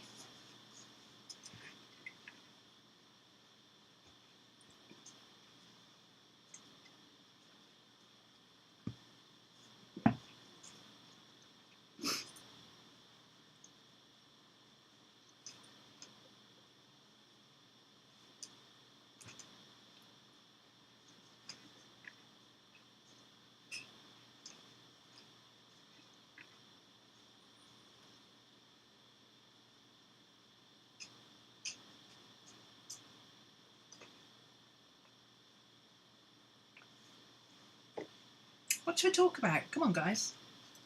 Live streams are boring if you're not chatting. That's the whole point of live streams. Well, it's why I like live streams. Let's put it that way.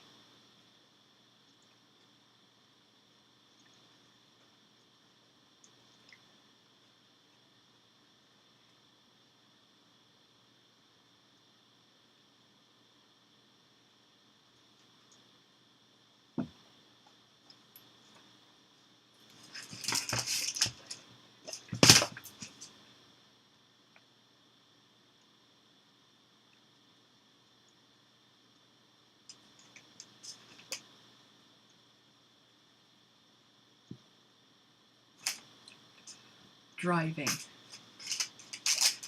Always doing something, Katie. Always so busy.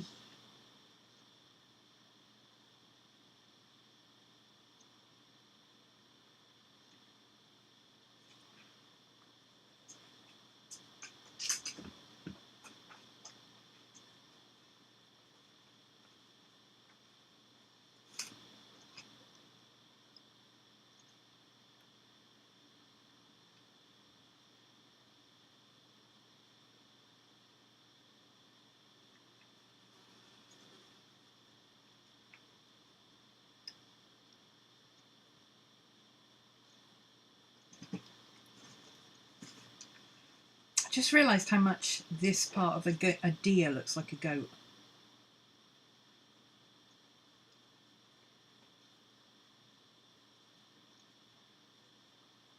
Actually, all of it looks like a goat. I just realised how much they look like goats.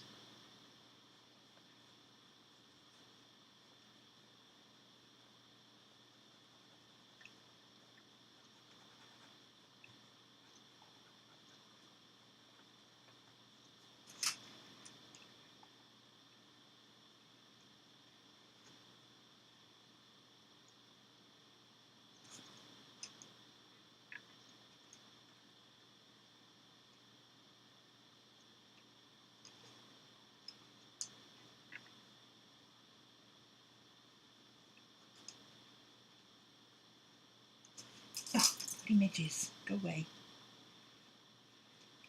Downside of living a quarter of a mile from a swamp. Midges and mosquitoes. Not my favourite things.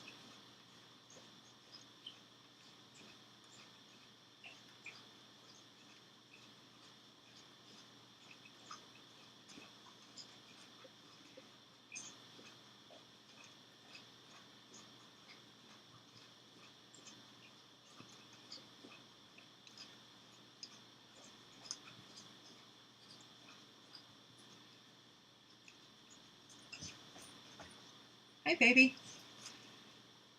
Sunshine. Oh, you're all toasty. You're all toasty. Been at the garden. Hi. Oh, belly rubs for Maddie. You're all cold on one side and all toasty on the other. Been lying in the sun, huh? Good girl. Good girl.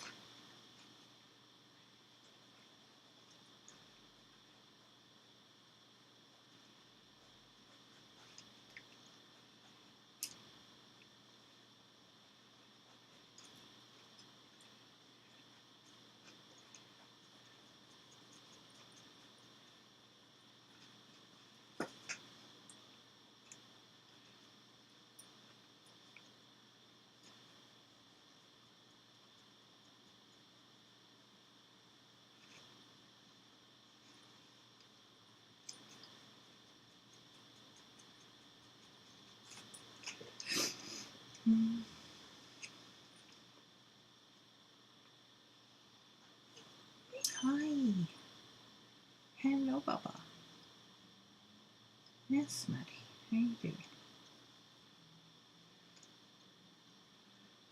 Are you sleepy from lying in the sun all day, huh? Are you?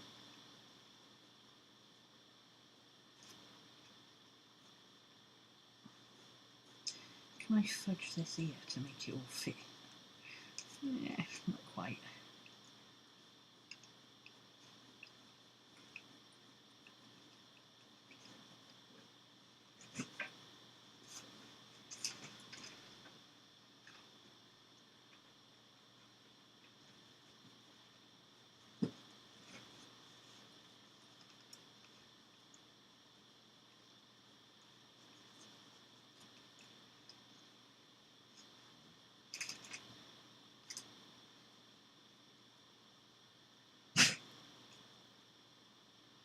Hi, how you doing? Yes, Maddie.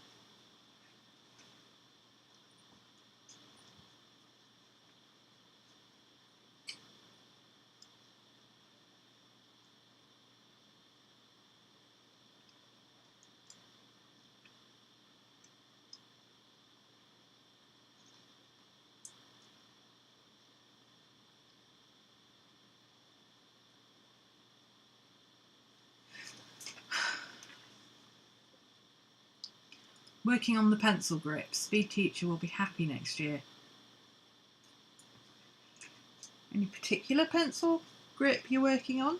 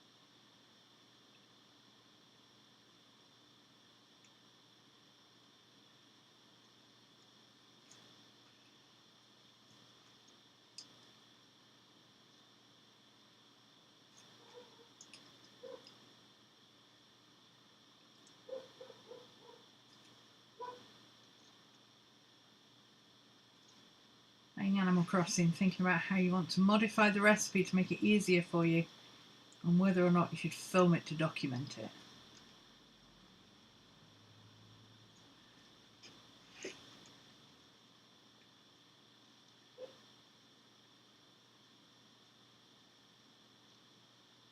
Film everything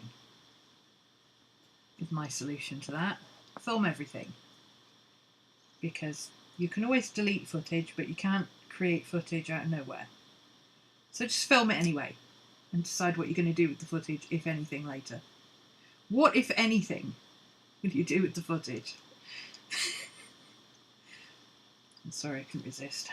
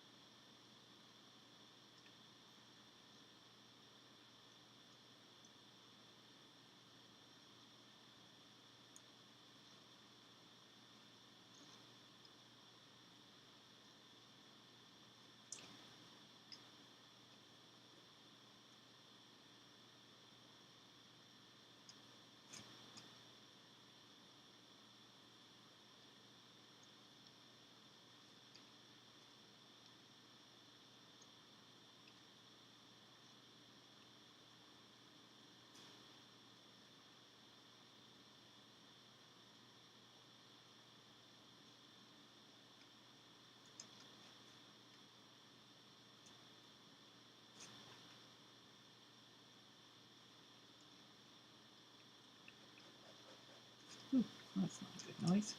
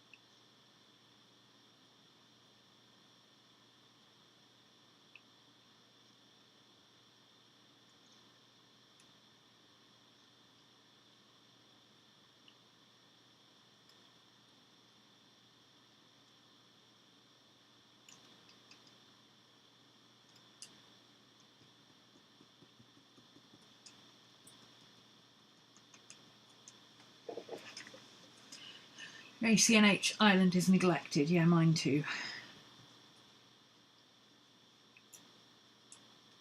It's fun playing a little bit every day or so. Yeah, that's what I was doing for quite a while. But then I got Diablo 2 and now I can't stop playing that, so... Because I must have one of every class. Elaine!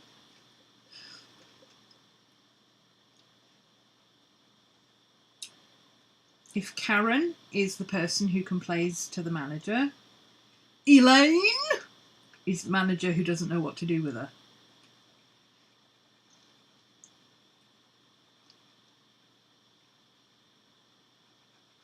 Get it together, Elaine.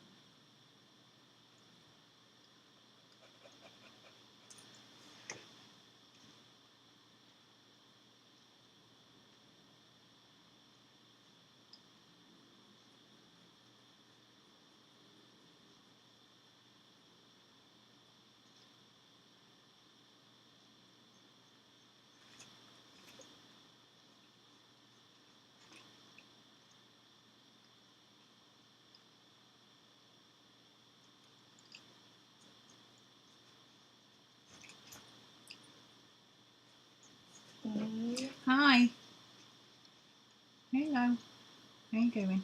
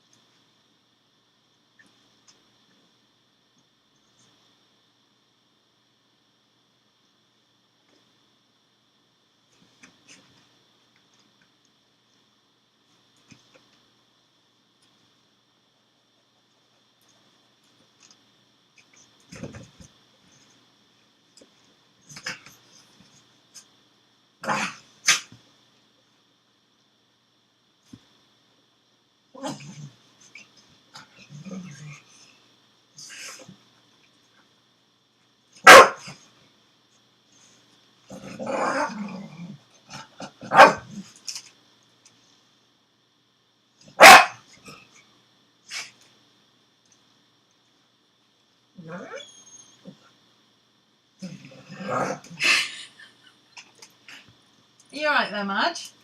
You having fun?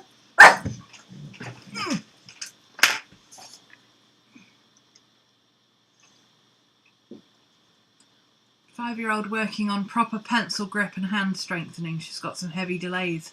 Ah!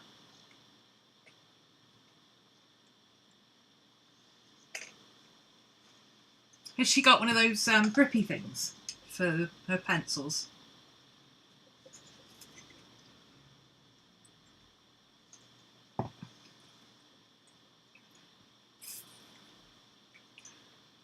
Been playing FE3H and FE Warriors 3. I don't know what that is. Fallen Empires? Something? Maybe? I don't know. Stay out for a few minutes. Yeah, we'll be here. I'll be here for a while yet. Because I've got another deer to do. Right then, what we're gonna, I think we need to do one in pencil, don't we? Let's have a look at what we've got so far.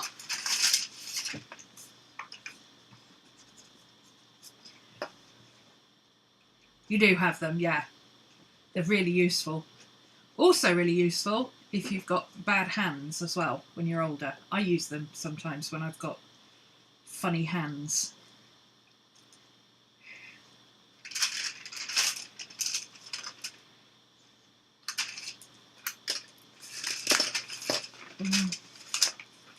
Yeah, I think we need a coloured pencil one over here. Let's see.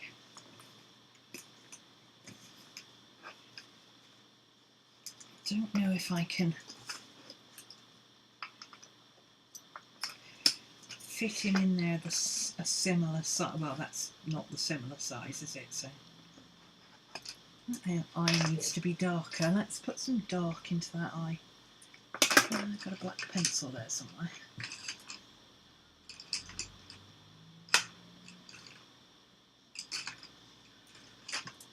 That's a black one. That'll do.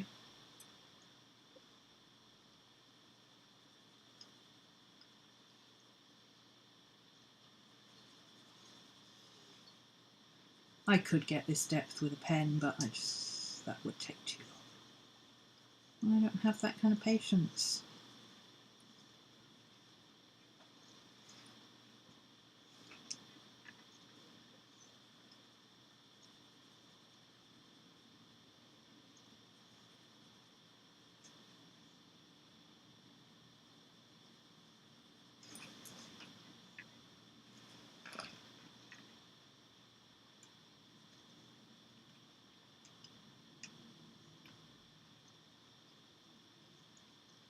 That's better, that's a little bit softer. I like that. Yes, good, okay.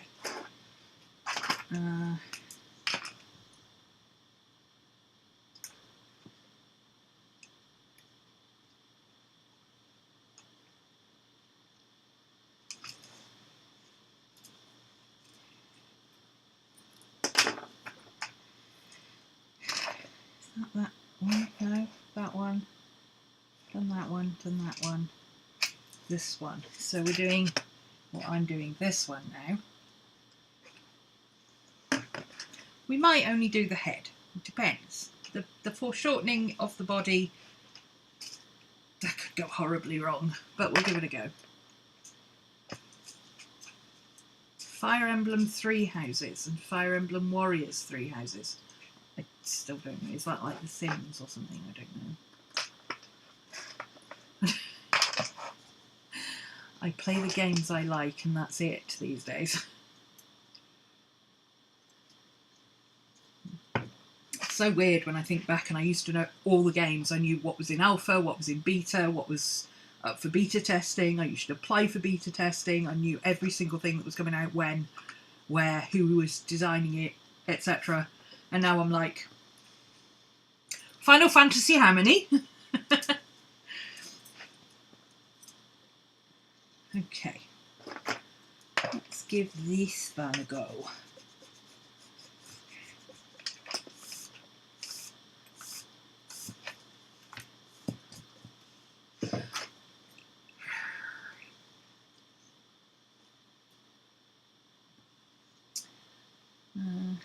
What's that?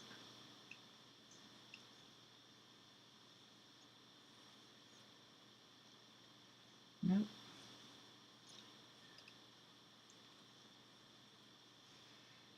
There we go, and then this one comes up here. It's confusing me because this one looks a lot like that one. I think it's all the same deer, but because that one's looking the opposite way, it doesn't look the same as these two. Oh, I better put my... put it under there. Put it on top of that ballpoint pen so I don't smoosh it everywhere. I should have worked from left to right, but I wanted this foreshortened one here. And I wasn't brave enough to do foreshortened immediately after opening my sketchbook. We don't do things like that. Too big, way too big. Yeah, far too big. He ain't not gonna fit. See, this is why I start with a rough pencil sketch and then I do what I want to do in my chosen medium. So I think, there's lots of things more annoying, but one of the things I find annoying is getting to starting rendering something and then figuring out you don't have enough room to do what you want it to do. I always figure out your canvas first. Let's do the body. Let's do the body shape and make sure the body fits, because if the body fits, the rest of it will fit. So we've got kind of a long lozenge shape. Got a square and a rounded, and then down, and a pointy bit, and a straight up bit. And then we've got this bit comes back, and it would join in a straight line like that. So that's where the ear and the head is going to go. So the nose and chin will be here, and the ear and the head will go there. Eye in, back out, chin, and then this side, is that too wide? Feels a bit too wide. Bring it in a bit. There we go, that's better.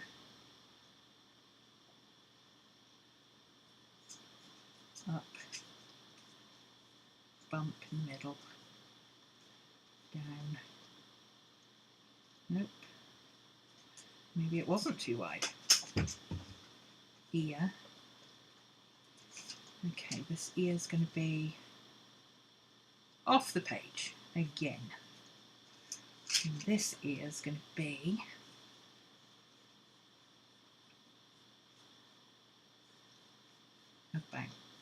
kind of sort of there-ish.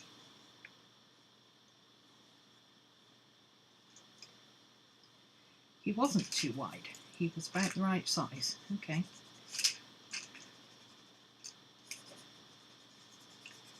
Belay that. Belay that.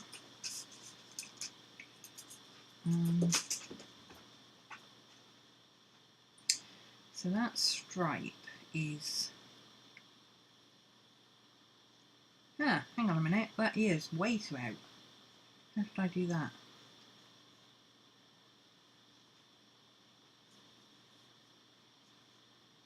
Don't know.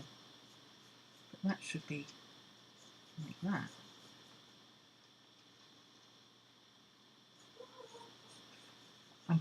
I'm getting sidetracked by the foreshortening instead of concentrating on the bit that I know I can draw. Do the bit you know. Worry about the rest later. If you do the bit you know, then you can fit the rest around it. Don't do the bit you have no idea how to fix if it goes wrong. Okay.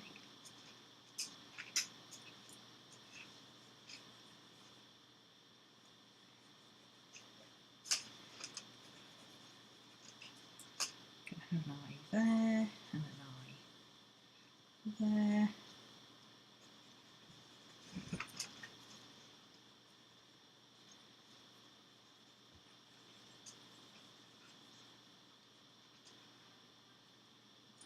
Snoot.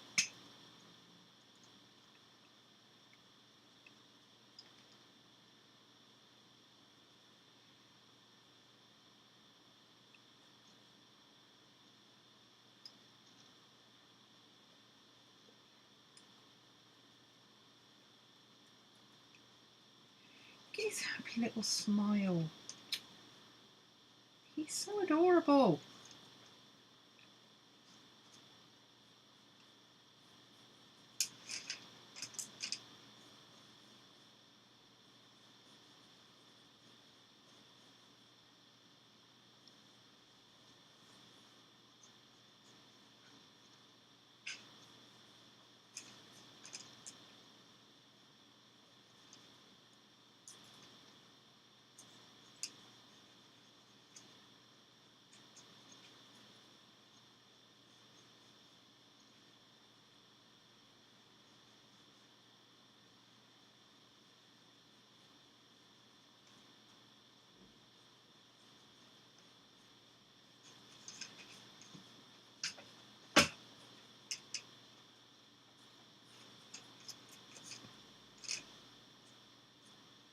Oh, that ear's too high, so I do have room to fit that ear in. Okay.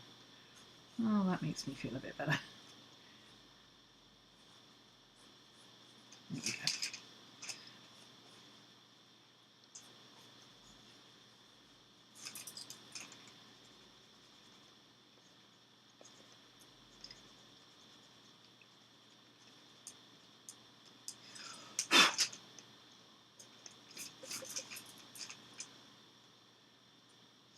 Stripe is coming from there, going to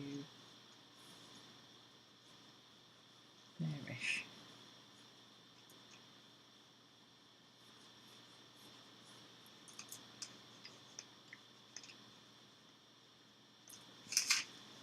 Okay, this is getting on my nerves. I think it's clippy. Let's use you.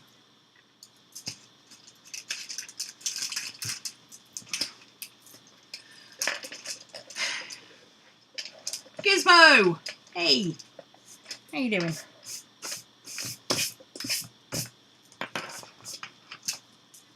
We're drawing deer. We've done teacups, now we're drawing deer.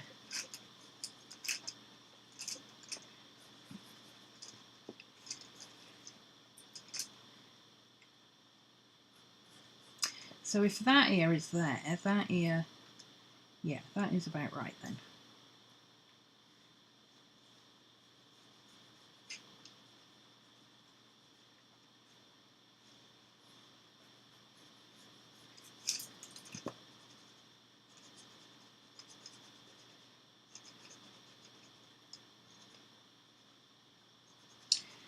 Fortunately, the deer in Ballpoint is bigger, so it looks like it's closer anyway.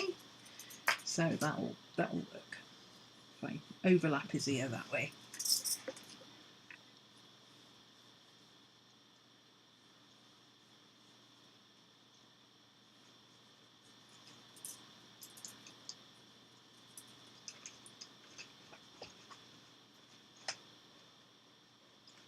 Hi, baby. Miss Maddie. Mr. Maddie. Hello, Miss Maddie. Hi. Oh my goodness me. Oh my goodness. Oh my goodness me. Hi, baby.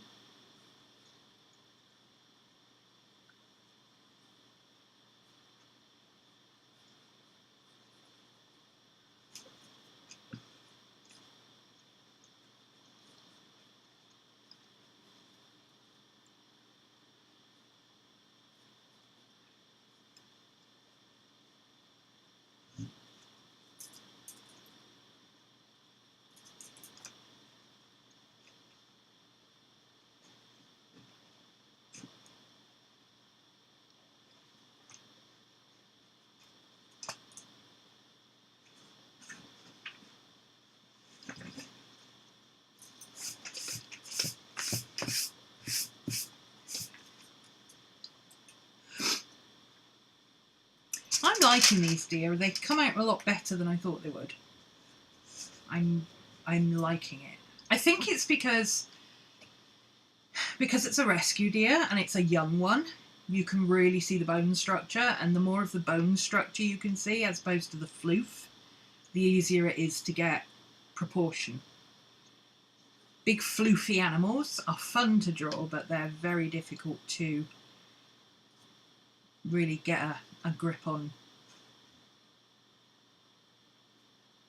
Not perspective, proportion, because it's just a big ball of floof. Whereas if they're quite thin and short-haired, you can see the skeletal structure underneath. It makes it a lot easier to draw them, in my opinion. Some people like to draw the big floofy things, but certainly for me, I find it easier to do. Something I can see the underlying structure of. So you can see all his ribs there.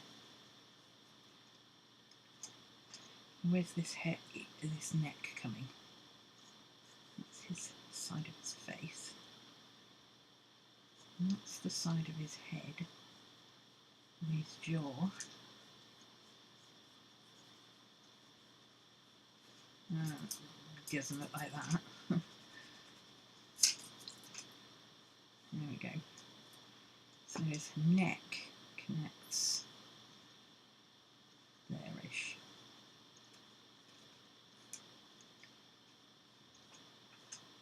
And round that way towards the front shoulder. So these bits are a little bit too shallow. This bit's not quite rounded enough. Okay, that's really bugging me. It's really bugging me. What did we do before we had washi tape? Explain to me what we did before we had washi tape. To stick things down with. Okay. Where was I? There we go. So that bit, and that bit there. That bit coming down towards the shoulder. Oh, no, that bit's coming down in there. That bit there. So where's this other side of the stripe coming? So the stripe, oh, the stripe actually bends down a lot more than I've drawn it. There's more bum. I haven't drawn enough bum. The bum should be that much, so it should be up here. Okay. Got overexcited with my foreshortening by the look of it. It's the right shape, it's not the right... There we go, now that's coming down here, that's better. There we go, that's the right angle now. and then it kind of follows this line down here and comes out here, but then it's that side. There we go, that's better.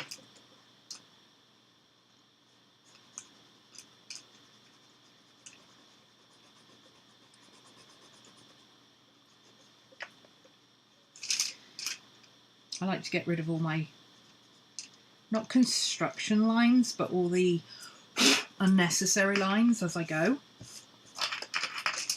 so that I get a better overall picture. If you've got too many scribbles, you can't really see what's going on. So this bends outwards there, comes in, comes down to the shoulder. This comes across like a little ruff here, and a little ruff there, up towards his neck. So that comes down just below his nose like that. There's that floofy bit there that goes up there. That's where his neck bends. So that's his floofy bit there.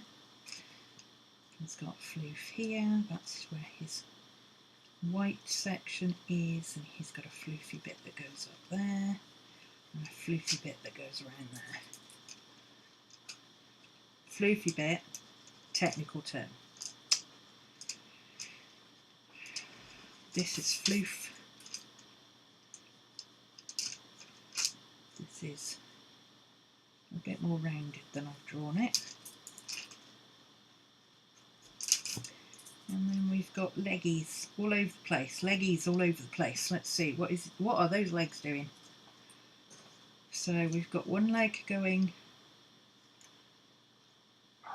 following that line, going down that way, and coming in that way, and going back out at the knee.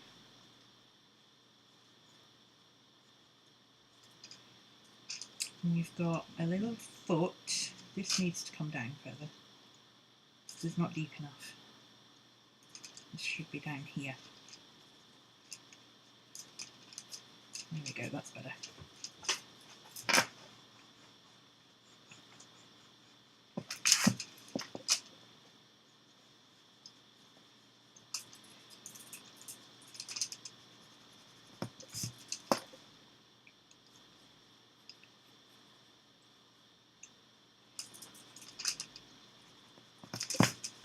Yeah, I've missed a section there. There we go. That's what's going on there. So then we've got a little bit of leggy sticking out there. We can see a little bit of hoof.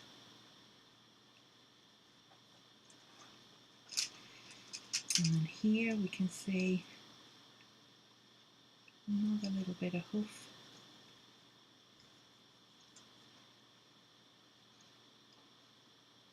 It should be bent that way.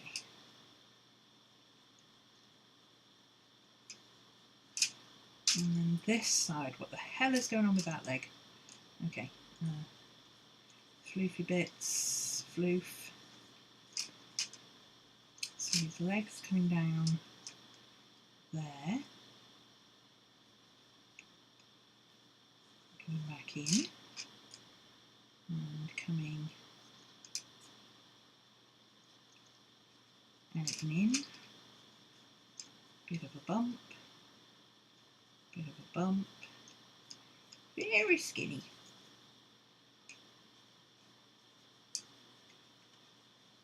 There we go. How's that looking? That should be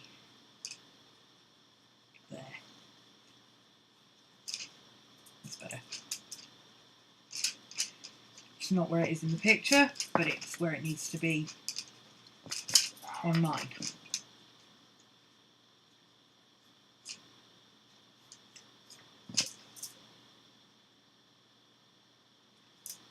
Is that about the same size as that? Yeah.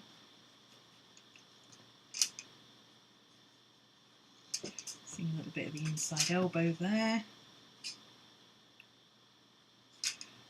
feel like that should be a bit further out there. That's better.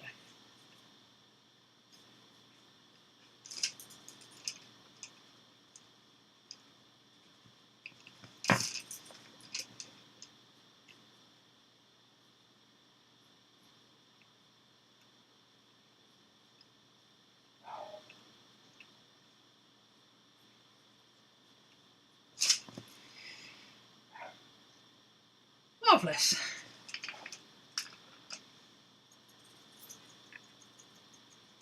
Left one looks more like an alpaca right now. Yes, he kind of looks like a goat to me because this bit is actually his flank, but it looks like he's got a goat beard. It won't when I've coloured it in, but at the moment it looks like a goat beard, so he looks like a goat to me. But I'm also noticing how much deer actually do look like goats, which is kind of strange, because if you'd said to me, do deer and goats look similar, I would not have said absolutely they do, but absolutely they do. I like the slightly off-kilter stance. I think I've caught his kind of, oh, is it feeding time thing? His head's not quite up enough. I didn't foreshorten his face quite enough. His nose probably should have been about here, but it's only a sketch. It doesn't have to be perfect. It'll look like a deer when I'm done. I'm happy.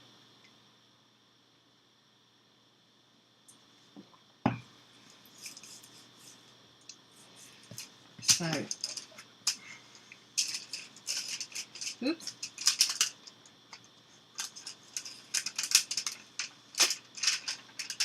That's where we're up to. Oh yeah, they look cute. I like. They're cute. Get rid of some of this pencil.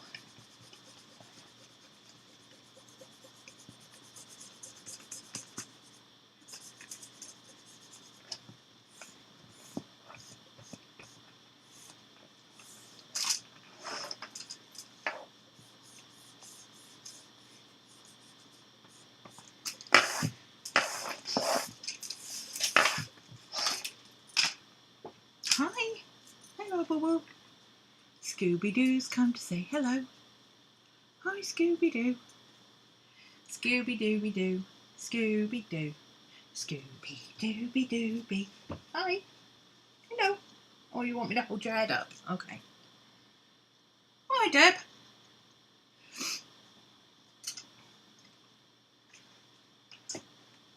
This is nice. I've missed just having sketchbook sessions for hours.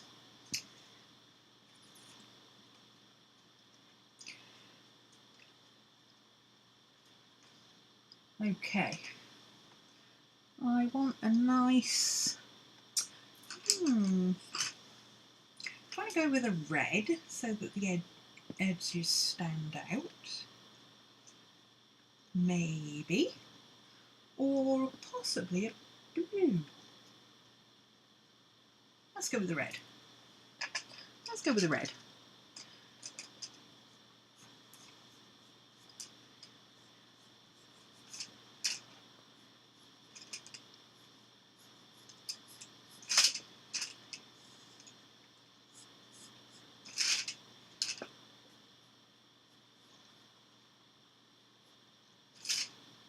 Didn't put his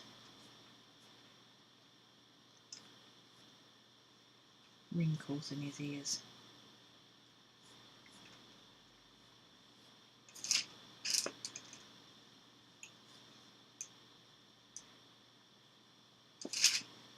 Oh, this is really annoying. It's sticking to me. Stop it. Why you do this? Why you gotta do this? Why you gotta be like this? Why? Ugh. Yeah, let's try not to touch the mouse so we don't accidentally close down the entire stream.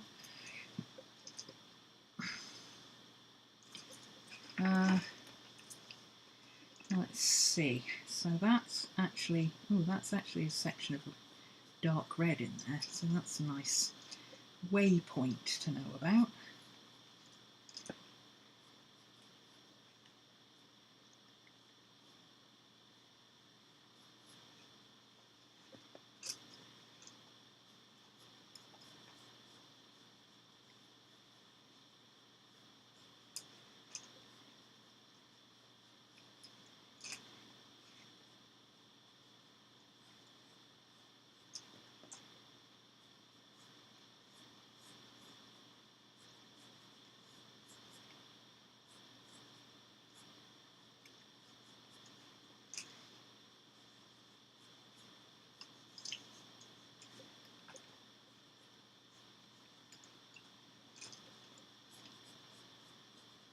didn't finish this here either.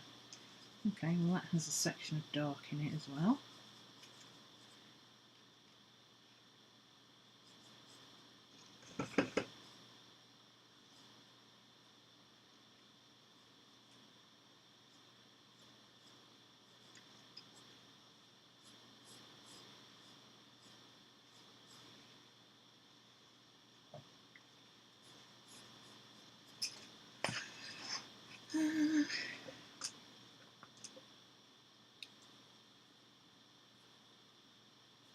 Scooby-Doo, what are you trippy-trappying for? You're doing your little trippy-trappying about. Do you need something? You don't need to go to the loo because the door's open. So why are we trippy-trappying? He's like the... Do you remember the Ladybird books? The little Billy Goat Scruff goes over the bridge, trip-trap, trip-trap, trip-trap. That's what he's like. Except in his case, he went into the kitchen, but he can't remember what he went in there for, so now he's come back again. Trip-trap, trip-trap, trip-trap. He's old, bless him. And very senile. Okay. So now we get to change this so it doesn't look like a goat. There we go.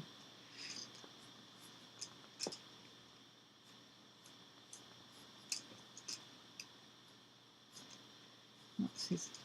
Ooh, a tangent. I don't like tangents.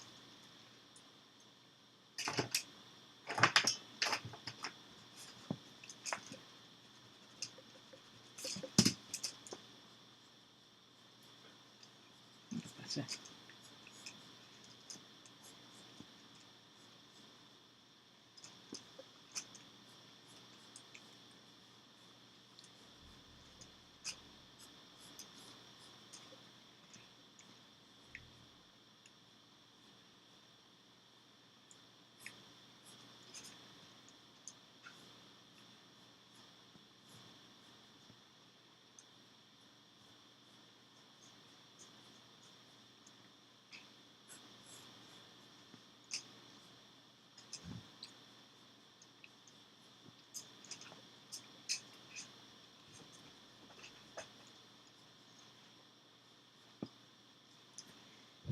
Oh, his hooves are dark.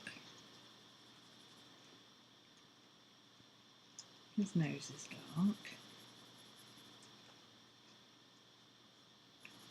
His eyes are dark.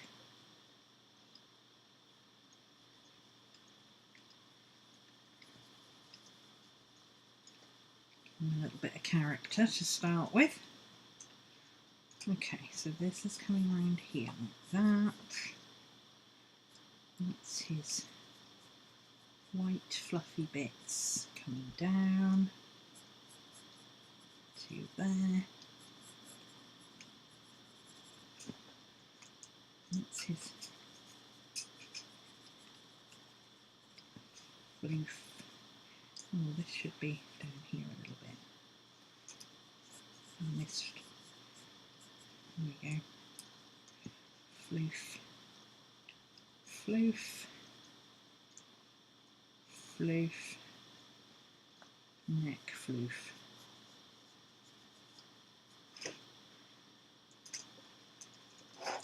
Dark stripe.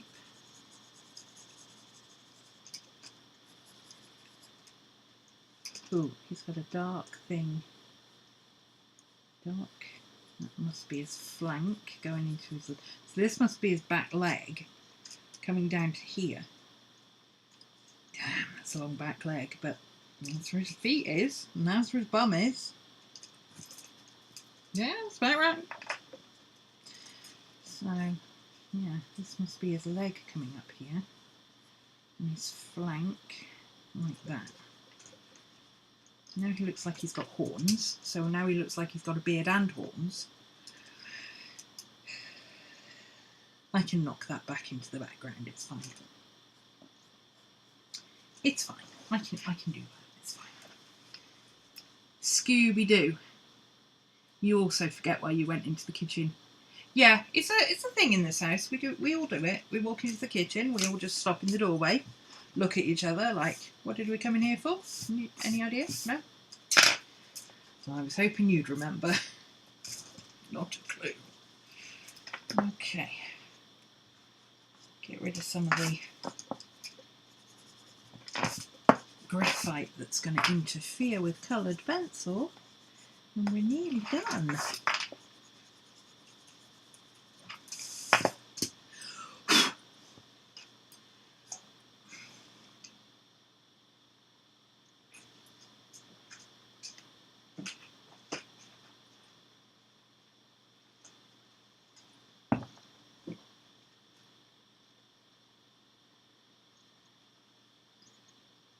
Wait a minute.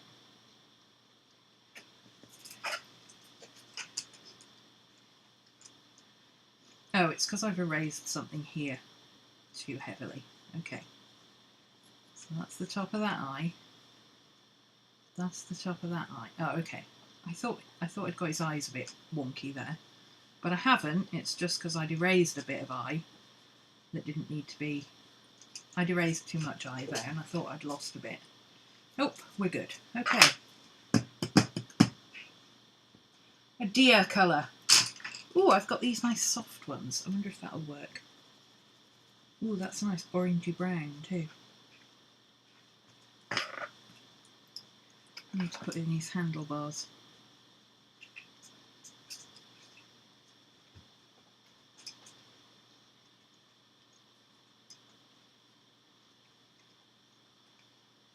There you go. No, those are waxy. They're too waxy and I can't colour over the top of them. I remember now. And we'll do the Faber Castells because that's the easiest ones to use. There we go.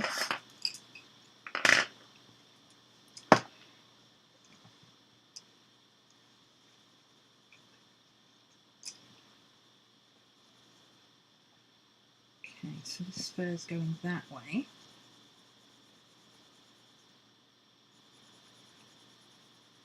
It kind of peters out here.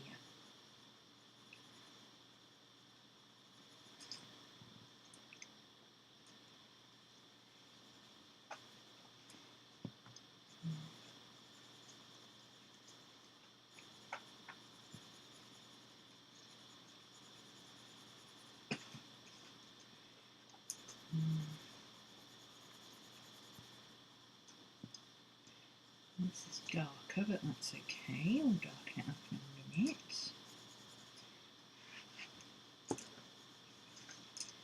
Well, let's do this bit first. There we go, that crisscrosses there, and then this bit comes down this way. Follows his body shape.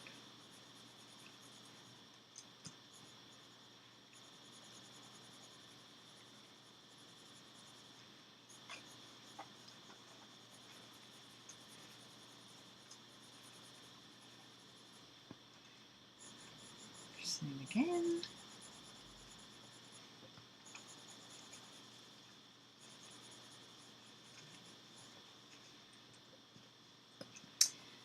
Now you've got lots of white patches on here, but I think there's an easier way to do this than trying to draw the white patches. So I'm not going to draw all the white patches, I'm going to do them afterwards.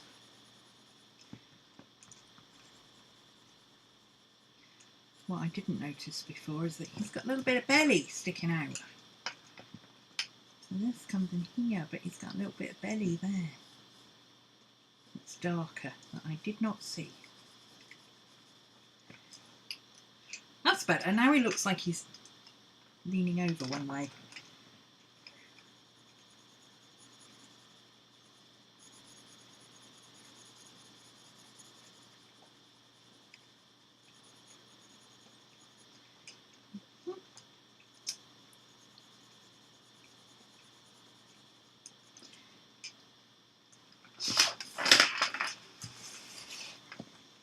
I'm not being too precious about getting the pencil lying in the right way, but it does help with like perspective and stuff if you do at least roughly have it running in the right direction. You know when you were at school and every teacher you ever had told you when you coloured in to always colour in one direction all the way, all the time? Yeah, don't do that.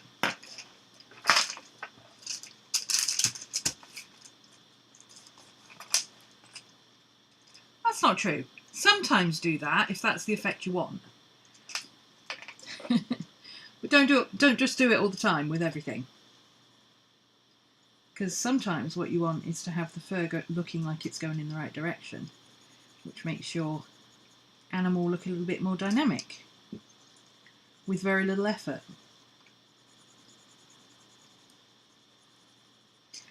So like all his, you can see the planes of his face more easily if you have the hair going in the right direction. So this bit comes down here, it goes straight in the middle, and then it comes back up here, and then it goes round, and it forms a little ridge above his eyebrow there, where it gets darker, see? Because the hair kind of meets like that. And then this is going up and over his head that way, and this is coming down this way, so you just got to follow the curve of the head, and you'll get the shape that you need. Even without adding any shading, it'll give you the planes of the face and the planes of the body. And then this comes down like that here, but this all comes this way. So immediately that separates out his eye socket from that bit of his head. See? And you can see that even with just one colour.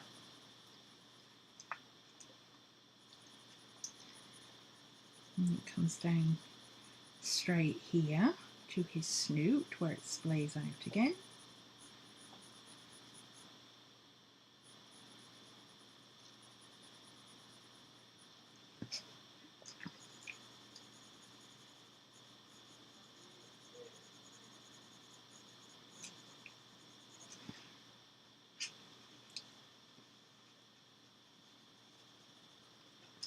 And this is turning down this way.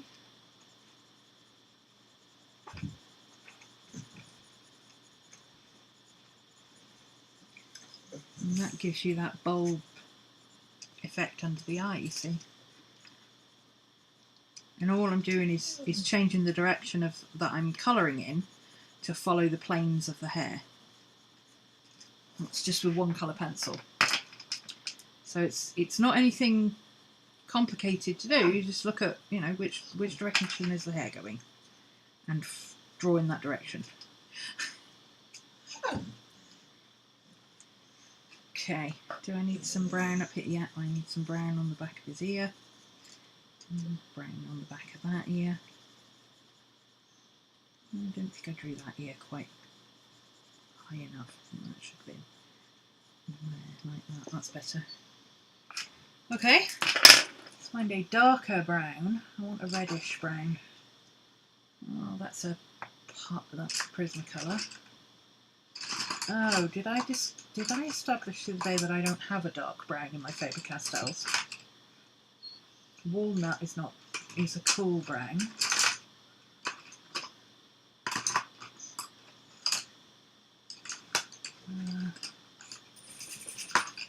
I guess I could use that red actually. It's not brown, but it will work, I think. Okay, notebook.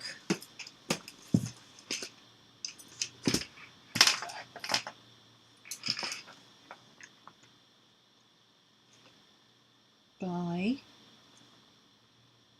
dark browns, warm and cool Faber Castell Polys.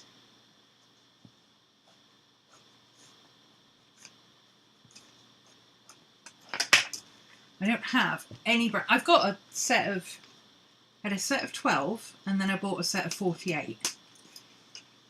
And between those two sets I don't have a single dark brown pencil. I've got one brown and it's a cool mid-brown. Very strange.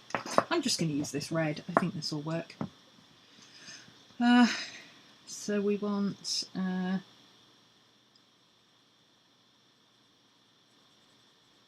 bit of gingery in there.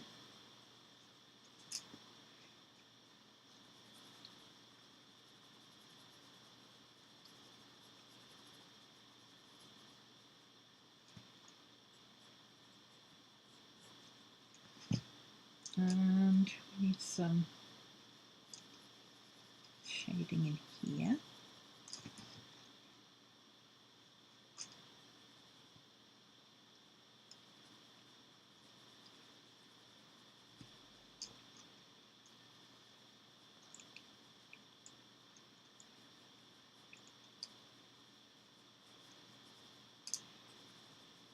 Oh, getting too tight. Keep it loose, keep it loose, keep it loose. Got a little bit of dark on this hoof. Dark under here.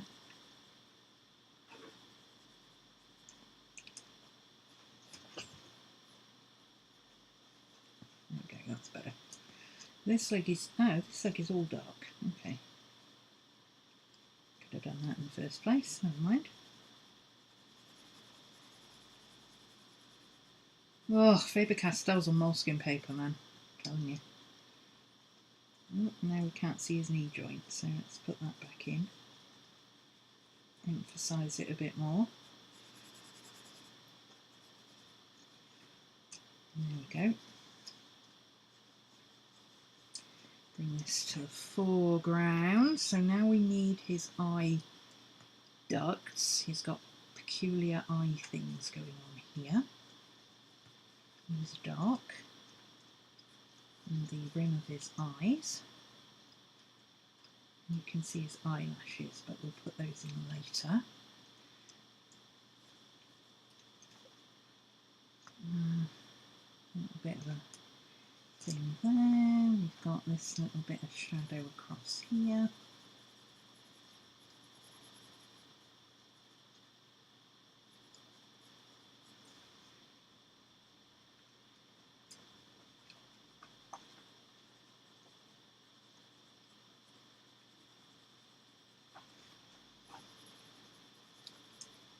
That ridge on top of his head.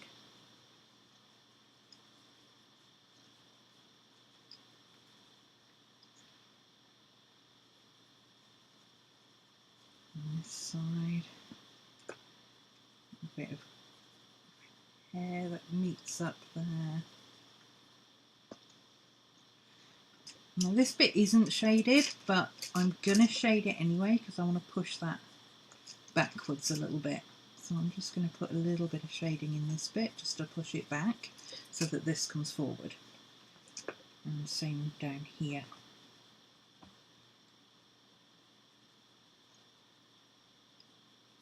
Make that jawline pop forward.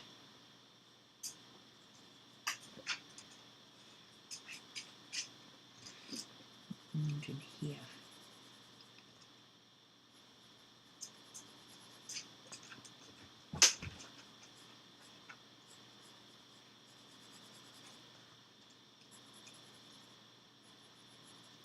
His dark stripe, so I'm going to do that a little bit. We'll do another colour on this in a minute, but we'll do it red for now. It needs to be a little darker.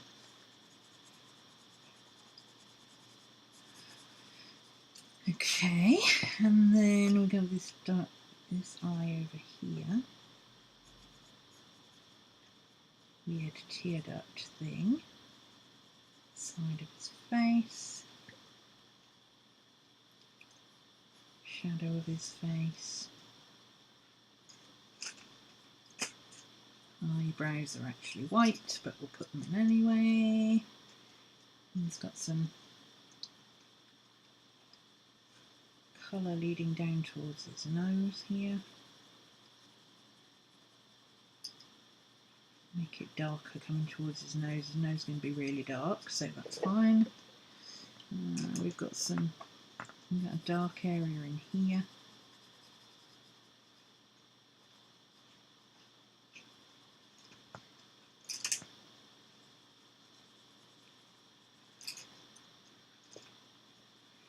Really dark area in there.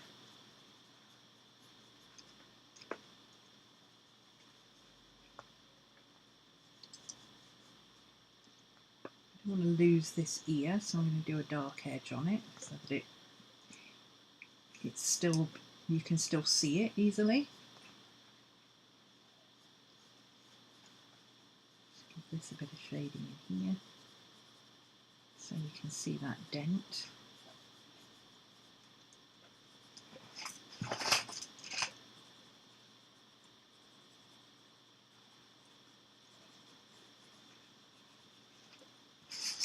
And then this is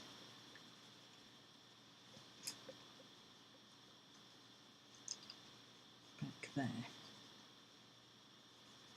There we go.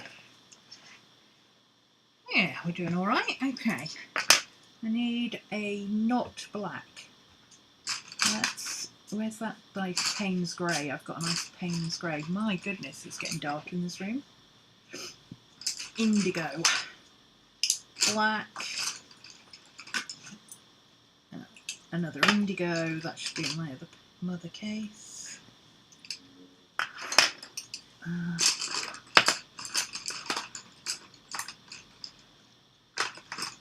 Where's my Payne's grey? Oh, might be in my other case. This is technically all duplicates, but every so often, there it is. Every so often something else ends up in there that shouldn't be, and they get mixed up. But technically this is all duplicate colours where, because like I said, that I originally had a pack of 12 Faber Castells and then I bought the 48, and these are all old Prismacolors that I've replaced with longer ones or newer ones. Okay, so this is a nice contrasting bluey grey, so this should be a nice tonal change for the eyes and things. Might still have to go black with the eyes, but we'll do grey first and see what happens.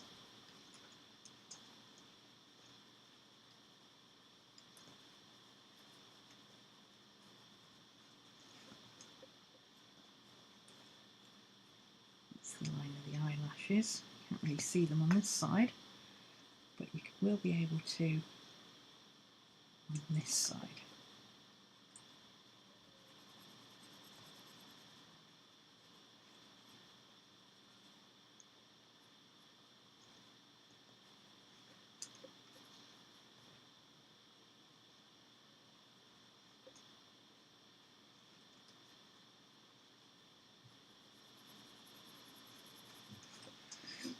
Nose.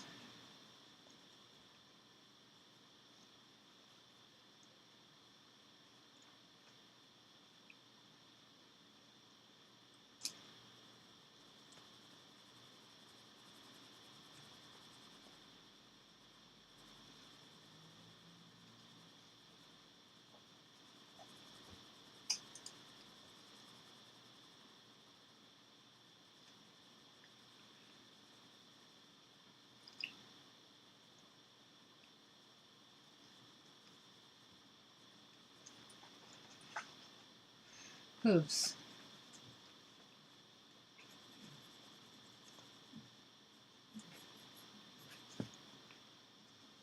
Shadow. Shadow.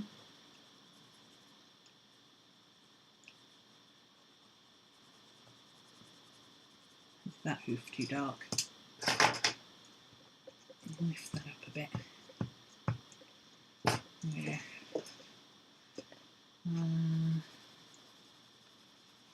Shadow.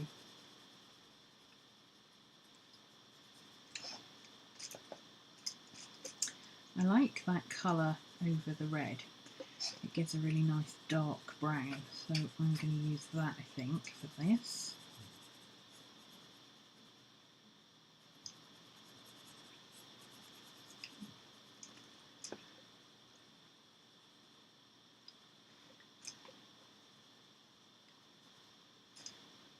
Yes, I like that. And this needs some ginger on it. Knock it back a bit because I raised it. There we go, that's better.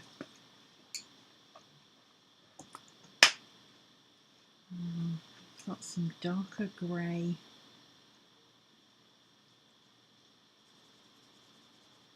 Up here.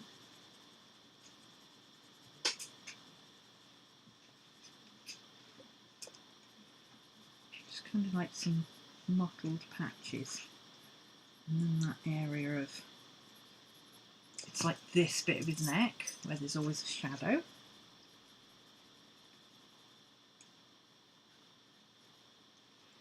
And then we've got his little, again, his crisscrossy bit at the front, whereas that fur goes that way and that fur goes that way and you get that in the middle. So that's a little bit darker.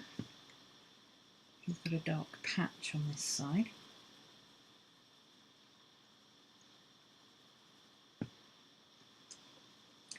And it kind of goes down that way.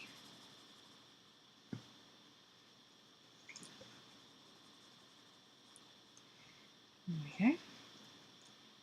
This is whiter, and that should be a bit darker there.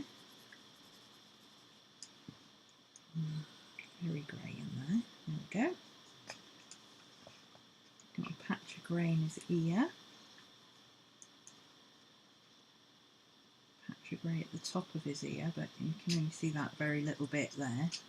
So I'll bring it down a bit further and connect it there so it doesn't look odd. Makes it look like the ear goes behind. He's got a little patch of grey in here.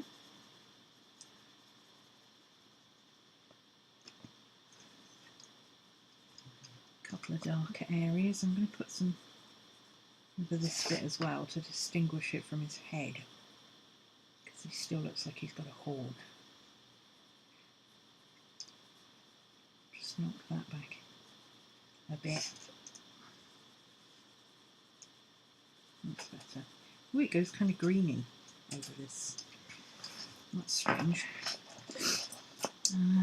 Got some darker areas this side. His tummy is darker.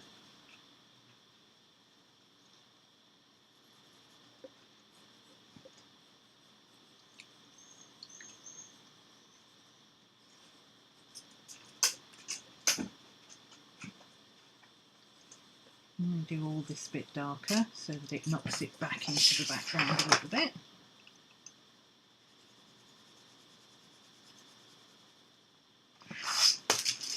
It's not darker, it's more desaturated because it's a grey.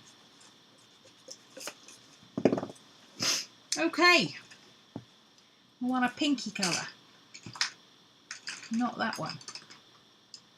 I want a pinky, paley, browny, pinky, kind of that one.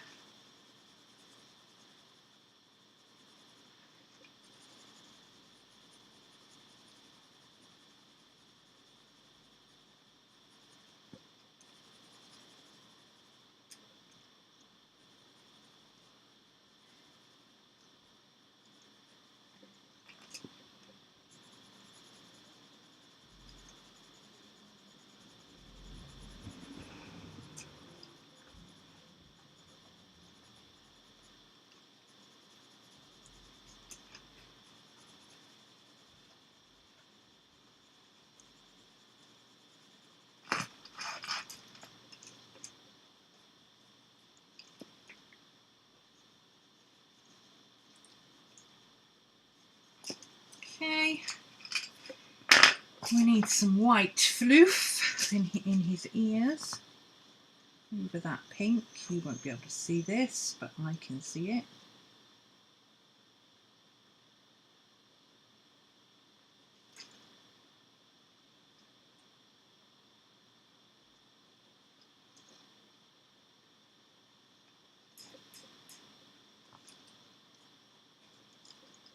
And some over here.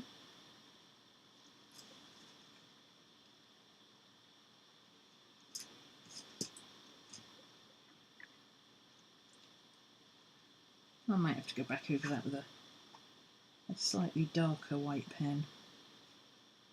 It's not giving the effect I want.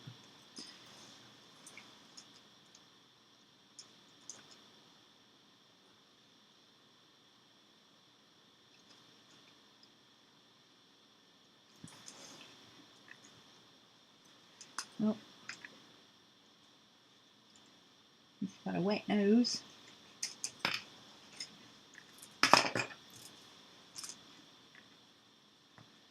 And put his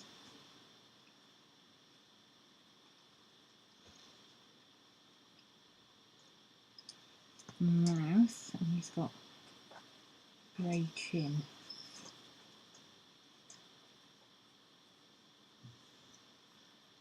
Which helps enormously with not making that bit look like a beard.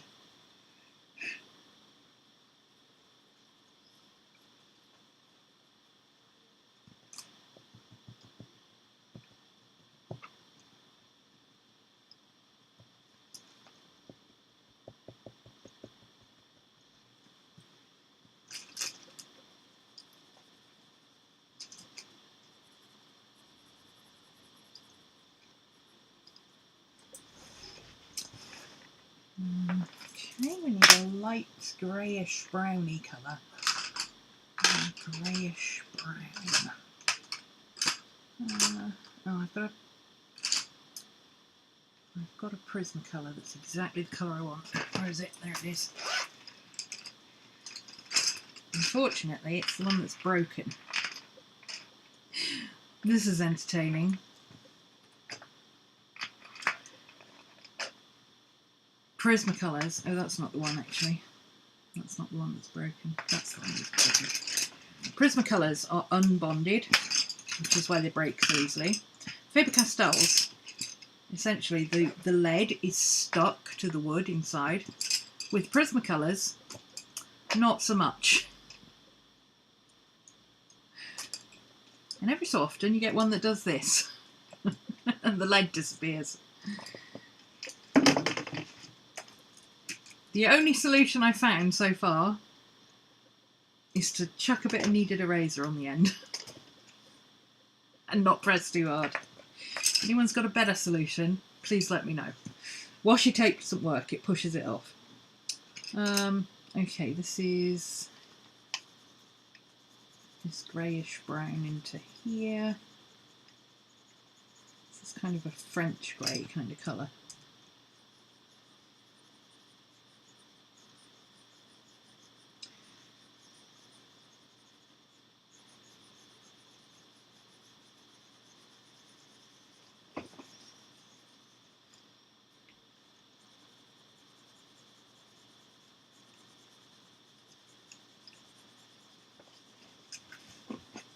Hi, Scoob. What are you doing? Okay.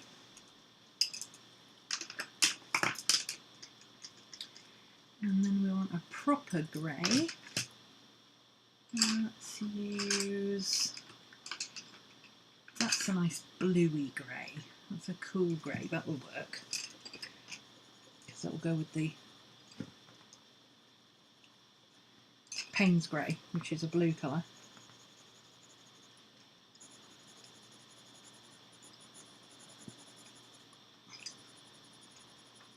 Could have done with being a bit darker. We'll get a darker bluey grey. A darker bluey grey. That's also a cool grey too. Oh, that's a cool grey. Warm grey too. Okay, where's my dark grey? Oh, there we go. Cool grey 4. There we go. That might work better. There we go.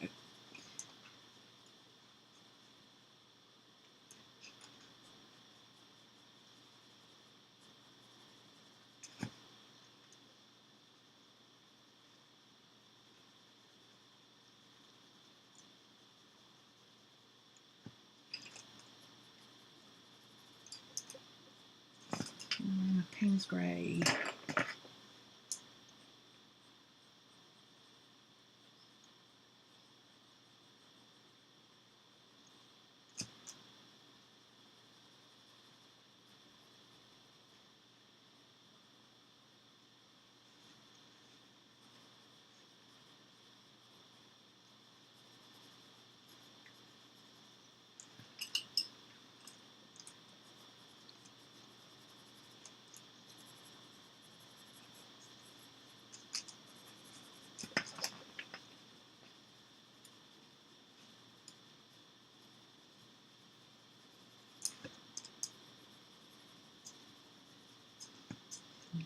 quite a lot of white there. Grey up here.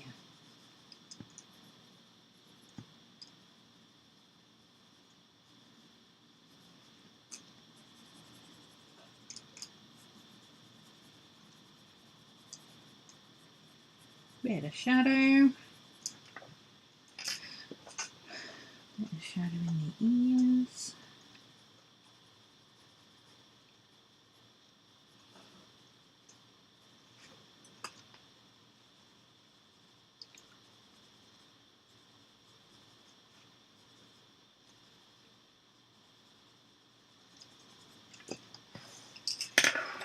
We need just a little bit more punch on the eyes. So where is my very fine pen?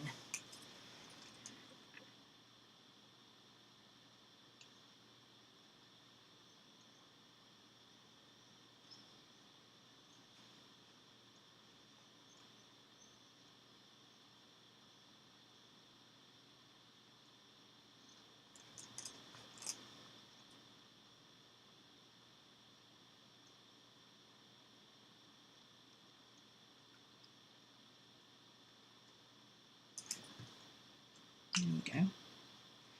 And he's got those little white hairs. Let's do those in grey.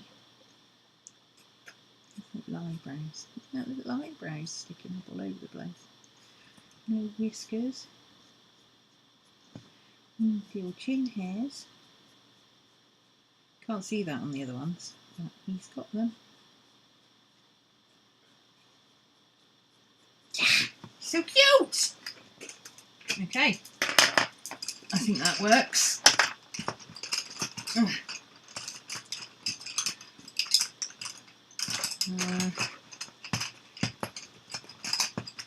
Those are all going back that way. Those. That's that one. No, I want that out. It's going in there. Those are going up there. These are going in there. That's going up there. That's going in my book. Oh, I've got one in my book. I'll put that in the bag. That's staying out. There we go. That's that sorted out. Ah, all right.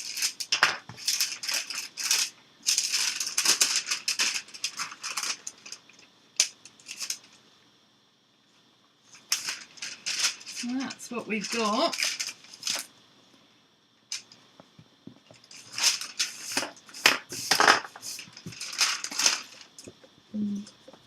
Just get rid of some of the unwanted pencil bits that we don't need. I'm not going to be too precious about it or anything. I just want to tidy up a little bit. There we go. Okay. I feel like we need to connect them. So what goes with brown?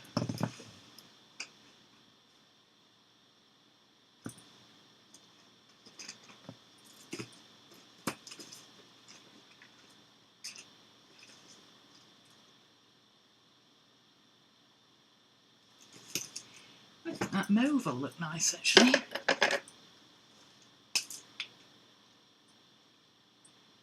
Oh, it goes patchy. That's okay, I'm only doing little bits. Okay, let's do...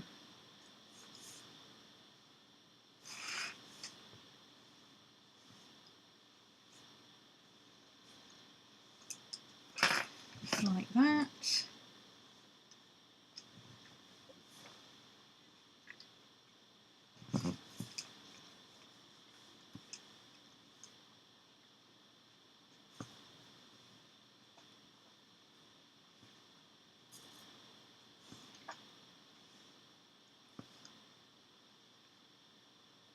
Oh no, tangent, that's going to drive me bonkers.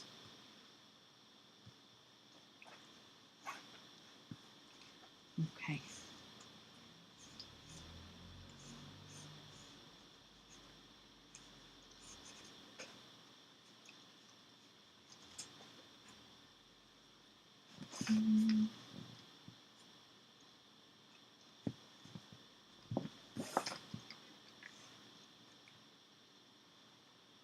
That's better.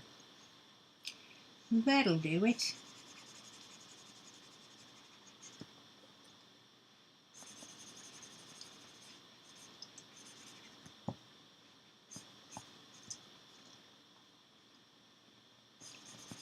Oh, I like the purple with this warm brown. That looks really cool.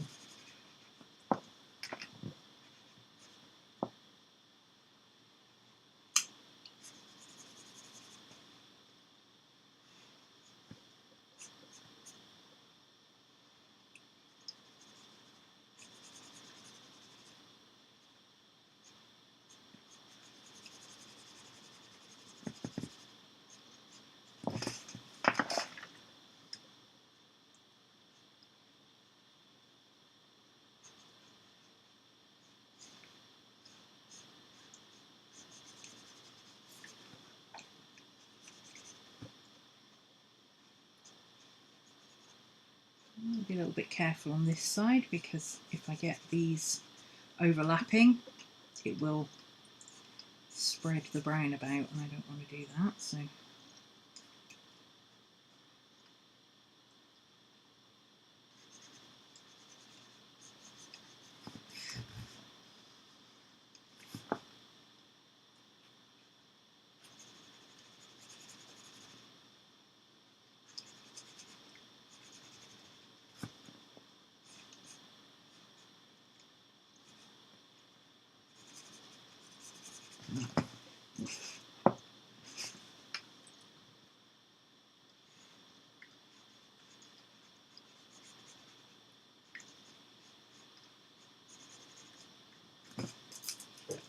that's better.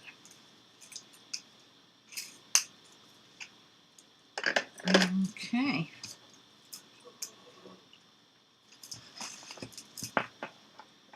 I believe he's a fallow deer, but I'm going to check. Not 100% sure he's a fallow deer.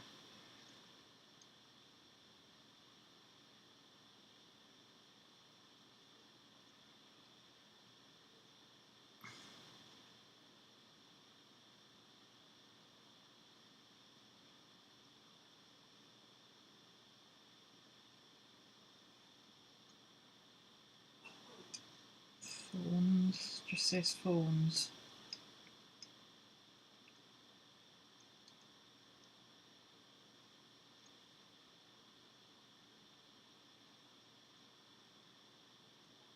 Okay.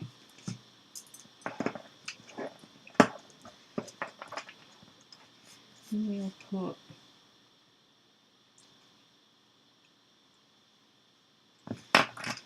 rescued fawns.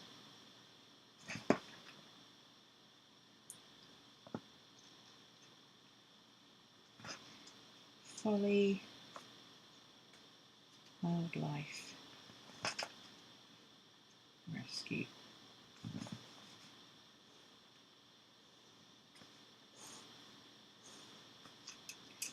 June 2022. I like it. He's cute. They got better as they went along, but that's what tends to happen with a sketching session. They get better as they go along. The first one is not always as good as you would like it to be. I really like this one. I think he's lovely, and I like the expression on this one. Yeah, he's I mean, it's a deer, but, you know, but he needs a little bit of dark on his ear. His ear's not standing out. Where's my brown pen gone?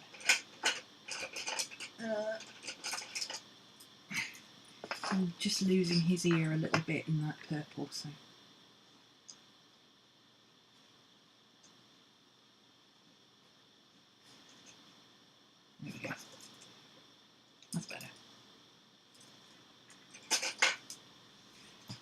Alrighty, well that's a pretty successful session, I think.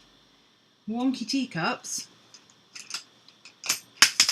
which I'd already drawn. I'd already drawn the wonky teacups. I just coloured them in as a bit of a warm-up, and then drawn 3D in brush markers, ballpoint pen and colour pencil. Pretty happy with that.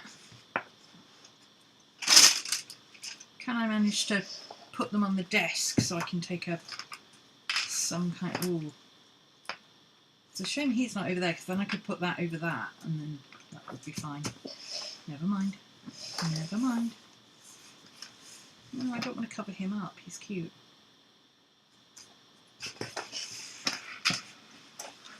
There we go. There's the thumbnail. That's what we'll do.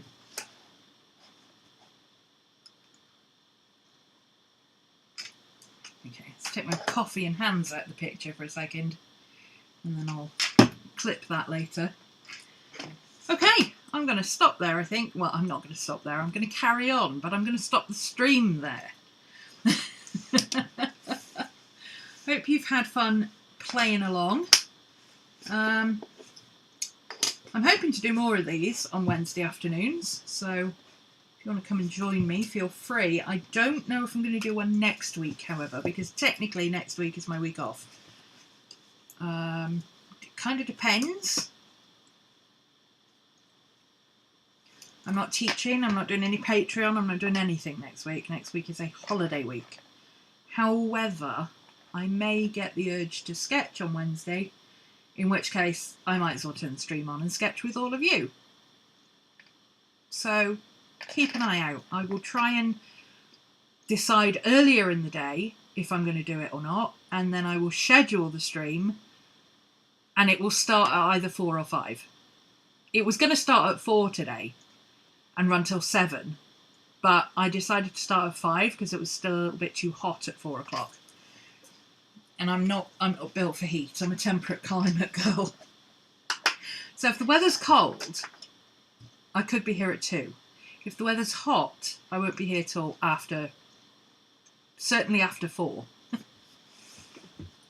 Thanks for joining me, guys. It's been fun hanging out. It's been very quiet in chat. Yeah, I did get a lot done. I'm pretty happy with it, with how much we got done today. I will post my pictures over on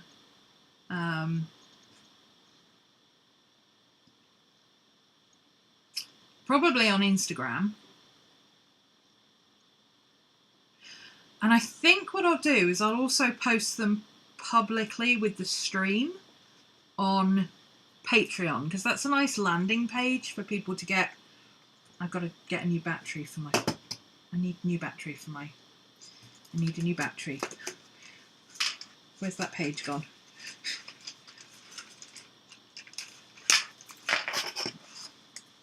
Mouse. Battery. I also need a new mic lead, but my mic lead is already in my Amazon basket, so that's already chosen and ready to go.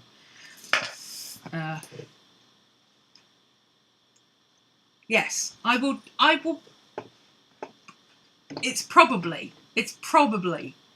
going to be a stream next week, but I can't guarantee it because technically it's my week off. It's nice to have something going on in the background and just chill and hang out. That's why I do these streams. That's why I enjoy them.